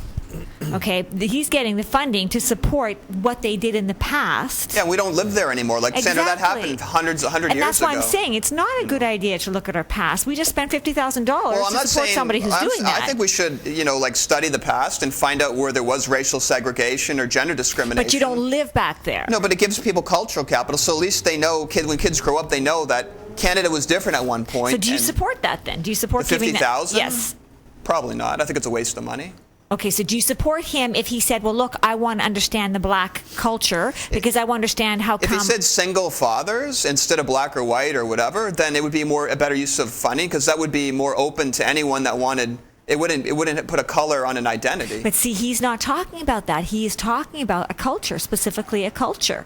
He's saying black, though, instead of Asian or white, or... He's just excluded everyone else. It's not really a black culture. Well, I mean... Are you sure about that? All I'm saying is this, is that when you talk to the blacks in Toronto that come from Africa, and of course many nations in Africa, right? Every nation's got a different culture. And then you compare that to the black Canadians that come from Nova Scotia you can versus the black Canadians that come from the Caribbean. You can say that every country has its own unique culture, and it's based on language, sports, parliamentary democracy or dictatorship, like whatever the system is in place will define the way people live their lives accordingly, like for better, for worse, right? Can I read a little bit from my book, or? Yes, of course you can. Cool. All right. Raheel Raza is the author of Their Jihad, Not My Jihad, and is also a public speaker and a documentary filmmaker. She is a freelance journalist and founded Sacred Arts and Music Alliance. She was recently appointed to the Public Service Committee for Ontario College of Teachers. Raheel is an advocate for gender equality and an activist for women's rights. She's also the recipient of the City of Toronto's Constant Hamilton Award. On Thursday, June 20th, 2012, she was interviewed by the Generation Next newspaper about her thoughts on Canada's tricky multicultural policies. She pulled absolutely no punches with regards to Canada's failed multicultural experiment. Her views reflect what the majority of Canadians believe to be true in their hearts. Here's an excerpt from that interview. How do you view Canada's multiculturalism? What should be celebrated? In what areas is inclusion still lacking? And she said, multiculturalism is not something that can be legislated or forced from the top down. It can only be organic because you can't force people to like each other. As well, under the umbrella of multiculturalism, some communities continue to wallow in cultural practices that are problematic, and the rest of Canada says nothing because they say it's multiculturalism. Political correctness keeps ordinary Canadians from critiquing imported customs like honor killings, acts of Pervez and Shafia trial come to mind, and female genital mutilation. Canada can only be as inclusive as the people coming to Canada are willing to try. It's a personal effort and a two-way street. And then I said, this is exactly what is supposed to happen. New immigrants have to give a half-ass effort to integrate into the overall Canadian society. They need to learn English, realize that it's illegal to abuse and kill the women within their families. They should also know that men and women have equal status under Canadian law. They should show their faces in public places, unless it's Halloween. They should say please and thank you when addressing other citizens. It's about time Canada imposed some high standards on newcomers. Raheel Raza should be given the Order of Canada for being so patriotic. Her attitude needs to be strongly encouraged throughout the country. She is the prime example of excellence and sincerity that makes Canada the absolute best country in the world in which to live in. The States might be looked at as the best country too, but that's debatable. I'm a Canadian, so I have to be biased in my opinion. I was born in this country. This is all I know. But I love Canada and our ability to have these debates. Here's another thing. An article was published in the October 2012 edition of the Canadian Immigrant Magazine entitled Culture Shock. International students come for the education, but can find challenges adjusting socially amidst other cultures. Canada's failure to promote a pan-Canadian cultural narrative has left many new citizens wallowing in utter confusion. Here's a testimonial to that frustration. When I came here, it seemed like everything I knew about life had turned upside down. I would be invited to celebrate holidays I am not too passionate about, and in turn, there'd be nobody to share the days that were special to me, says Christina Pikarenko, international student at Simon Fraser University. Christina Pikarenko migrated from Komsomolsk, Amur in Russia to Vancouver around 2008. Canada gave her absolutely no cultural capital in order which to attempt to integrate into mainstream society. She confessed to having great difficulty in making Canadian friends. Was Christina bullied, or did she experience any discrimination? Here's what she had to say on those issues. No, of course not. There was no hatred, no discrimination. Canadian society truly did feel like a welcoming mosaic where everyone has a place. However, the more I met different people, the more I started to doubt the true nature of multiculturalism as it is served to us by advertisers. In my experience, different cultures are not living together in the full sense of the word. Remember, Sandra, when you said you're supposed to have intercourse? We joked about that in the... Of course. Instead, they are living side by side, acknowledge other existence, but then courteously ignore each other, says Christina Picaro, international student from Simon Fraser University. So then I wrote, multiculturalism has allowed people to behave in ways that run completely counter to Canadian norms and values. People self-segregate into ghettos, and you've seen the ghettos all over the city, where people with signage in Mandarin or Arabic or German or Spanish, and you can't read the signs. And the country becomes divided along ethnic lines. Nobody feels Canadian because everyone is encouraged to celebrate the country where their parents came from instead of Canada, where they were born or became citizen in. You can't be an immigrant forever. You'll be a Canadian citizen at some point if you live here long enough. Pass the test. Your children sure will. Yeah, absolutely. People that are born in Canada are Canadians. Do you ever read the, I don't know if they still publish it, the Jewish Tribune? Anybody? I have read it. Okay. An interesting article, well, I read it too. I read all the ethnic papers, because the ones that are written in English anyway. An interesting article was published on Thursday, October 18, 2012, in the Jewish Tribune entitled, Bring Multiculturalism into the 21st Century, MP says. There was a closed-door session between leaders from the League of Human Rights of B'nai B'rith, Canada, and the Parliamentary Secretary for Citizen Chung Sing Lung about how to bring multiculturalism into the 21st century.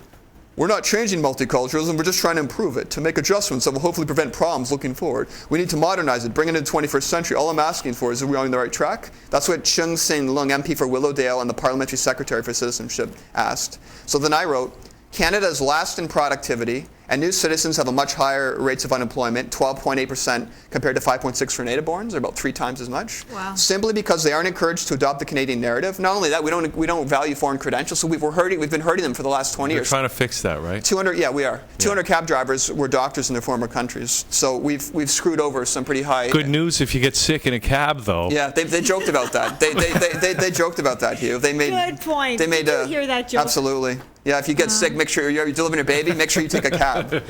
Canadians suffer economically but also socially. If a new citizen has $1 billion idea, they are stuck because they can't speak English in order to start the process that could bring dreams into reality. Other people don't seem to agree and are resistant to common sense changes that can make Canada a better, more unified country. We have to recognize that multiculturalism as a policy has been very successful, one that has to be defended as such. At the same time, we have to recognize that even some things as successful as that has to grow with the times. Multiculturalism is a work in progress, says Marvin Courts, National Legal Counsel at B'nai B'rith, Canada. See, you know, there's... So then I wrote, Marvin Kurtz has failed to highlight the gender discrimination, the honor killings, and the Toronto 17 terrorists that had planned to storm Parliament Hill and behead the Honourable Prime Minister Stephen Harper. Marvin also failed to mention Canada's dead last in productivity in the world. Canada's multicultural policy encourages new citizens to live life in ways that not only run counter to Canadian values, but also threaten the economic and social cohesion of society. In some instances, the continuation of Canada's long democratic practices and traditions. Remember when they tried Sharia law in Ontario? Okay, wait a second. Okay, are we really improving? Because have you guys heard about the Quebec soccer thing? I have, yeah. Okay, so they made it illegal. Okay, you could not have a turban. You could not wear a turban to play soccer. So there was such a huge backlash, and they reversed the law. Yeah, yesterday. I saw some videos of motorcycles, from Sikhs in BC. None of them had helmets on. They're driving their motorcycle. They're breaking the law, and they also want to work on construction sites. They want the law changed. So, and the people in construction sites are like, no, you have to wear a helmet. We're responsible for your safety. You know what they should do? They should make turban-shaped helmets. Yeah, you know what? They probably have to. Okay, but okay. So what I heard was that the reason they actually reversed the decision was not because of the groups protesting, it was because of the soccer federation. Yeah. The soccer federation weighed in, and I guess they came down heavy on Quebec. Right. And they sided with. Well, being they able had to a wear. big conference call about it. Yeah, they did. Yeah, but what should the soccer federation or whatever that group is called? Well, it was the soccer. That was. But that decision should not be in part. They should not be a part of the decision. That's Sandra, because we don't promote our own political. cultural narrative and share it, everyone thinks they can just have special group rights, and everyone's asking for their own everything. So Canada is in danger of being a fractured country within 20, 30 years. Well, we don't want that. Okay, listen, guys, we're just about out of time here. Shawn, can you make your final argument? Final points for people here today? Okay. Well, since Germany, France, the United Kingdom, and Holland declared the multicultural experiment a failure, I think Canada has no choice but to adopt a policy of interculturalism, duties, and responsibilities, which will define, contrary to what Sandra said about our history. I think history should be taught to the kids so that we understand where we went wrong in the past, so we can make improvements, so that at least people have an understanding of our cultural heritage and narrative, so that kids don't graduate ignorant of our 200-year history. We're not a new country. Canada has been around a long time, and we have no excuse for this wimpiness when it comes to our identity and our sense of disposition towards new citizens. They should know what kind of country we're going to, and we should tell them what kind of country they're moving to, so they don't end up doing things that hurt themselves or their families. Exactly. Okay. Good. Well, and Shawn. one observation. It'll be very interesting to see in the UK, now that 50%, more than 50% are foreigners, what will happen to the royal family, and whether or not that will fall by the wayside. Maybe there'll be a new royal family, and they'll be from Sheiks or Sikhs or Be Hindus. careful, though. Look what happened when Princess Di was hanging out with Dodi Fayed. Well, there you go. Maybe maybe there's a connection, a bigger connection than we know. Stay away from those tunnels. It was all done for cheap labor. Like this is all being done to depress labor markets. Okay, guys, got to wrap it up. Shawn, where Thank can you, people Shawn. get in touch with you if they want to follow up? Well, they with the can. work that you do? The other debate I did before this one was Canada's Broken Mosaic: The Literary Critics of Multiculturalism. That was the part one. Yeah. So this is part two. Yeah. I've done other debates like the sellout of corporate Canada. They're all listed on your website, right? Yeah. Which is? The Canadian Dream, which is about our version of the American Dream. It's all on YouTube. So Shawn Dalton on YouTube, and you can see all the debates that we've done on these controversial topics. But I appreciate you guys forwarding the debate and the conversation on these things, because I look forward to a more socially cohesive, unified Canada in 20 years. Yeah. And I think it's going to be a big struggle for us to get there. Because we have to fight the New World Order that just wants to impose a global government on fractured cultures around the world. We also have to fight amongst ourselves. And one of the founders of the U.S. Constitution said the thing we shouldn't become is a squabbling tangle of nationalities, squabbling. He said in 1914, he said that was the most dangerous things that could happen to the United States. Or maybe it was 1800 or something, but he's on record saying that. So Canada is becoming that narrative. We're going to become a squabbling, we want this, groups are going to ask for this, groups are going to ask for that, and no one's going to ask for a Canadian history or cultural narrative, because everyone's too busy having their cultural centers funded by slush funds from the government and encouraging not to be Canadian. What if we apply for a grant that's what is Canadian? What if we end the show now, Sandra? Thanks, everybody. That's been it for Liquid Lunch. We'll see you next week here. See ya. Bye.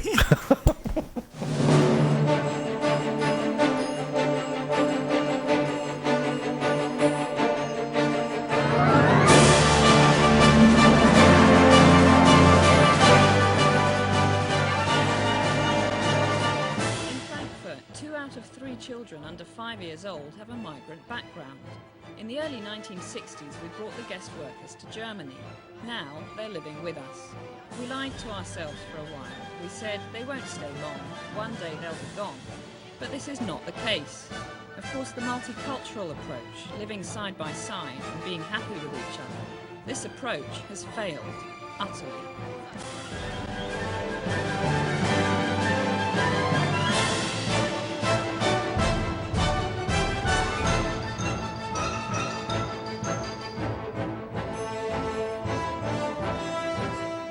Clairement oui, c'est un échec. My response is clearly yes, it's a failure. The truth is that in all our democracies we've been too preoccupied with the identity of those arriving and not enough with that of the countries which welcome them.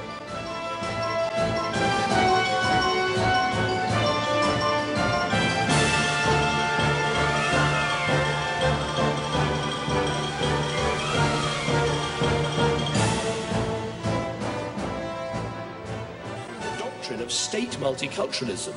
We've encouraged different cultures to live separate lives apart from each other and apart from the mainstream. We failed to provide a vision of society to which they feel they want to belong. We've even tolerated these segregated communities behaving in ways that run completely counter to our values.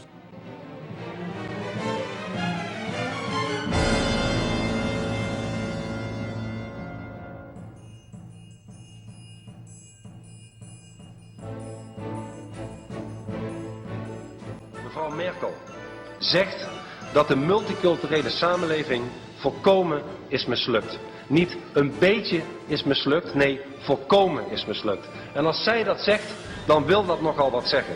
De belangrijkste politica, christendemocraat, van het belangrijkste land van Europa, Duitsland, doorbreekt een taboe en zegt waar het op staat. Zegt wat miljoenen mensen vinden. Teksten, voorzitter, waar je in Nederland mee voor de rechter zou komen, kunnen in Duitsland wel uitgesproken door leidende christendemocraten die daar in dat land de leiding nemen op dit moment op het gebied van islamkritiek. Tegen bondskanselier Merkel, voorzitter, ik vervolg mijn betoog, zou ik deze keer dan ook willen zeggen, mevrouw Merkel, Sie haben recht. En dat ging over de multiculturele samenleving. Voorzitter, er is dus hoop. Overal in Europa scheurt het politieke landschap open. En niets kan dat ook tegenhouden.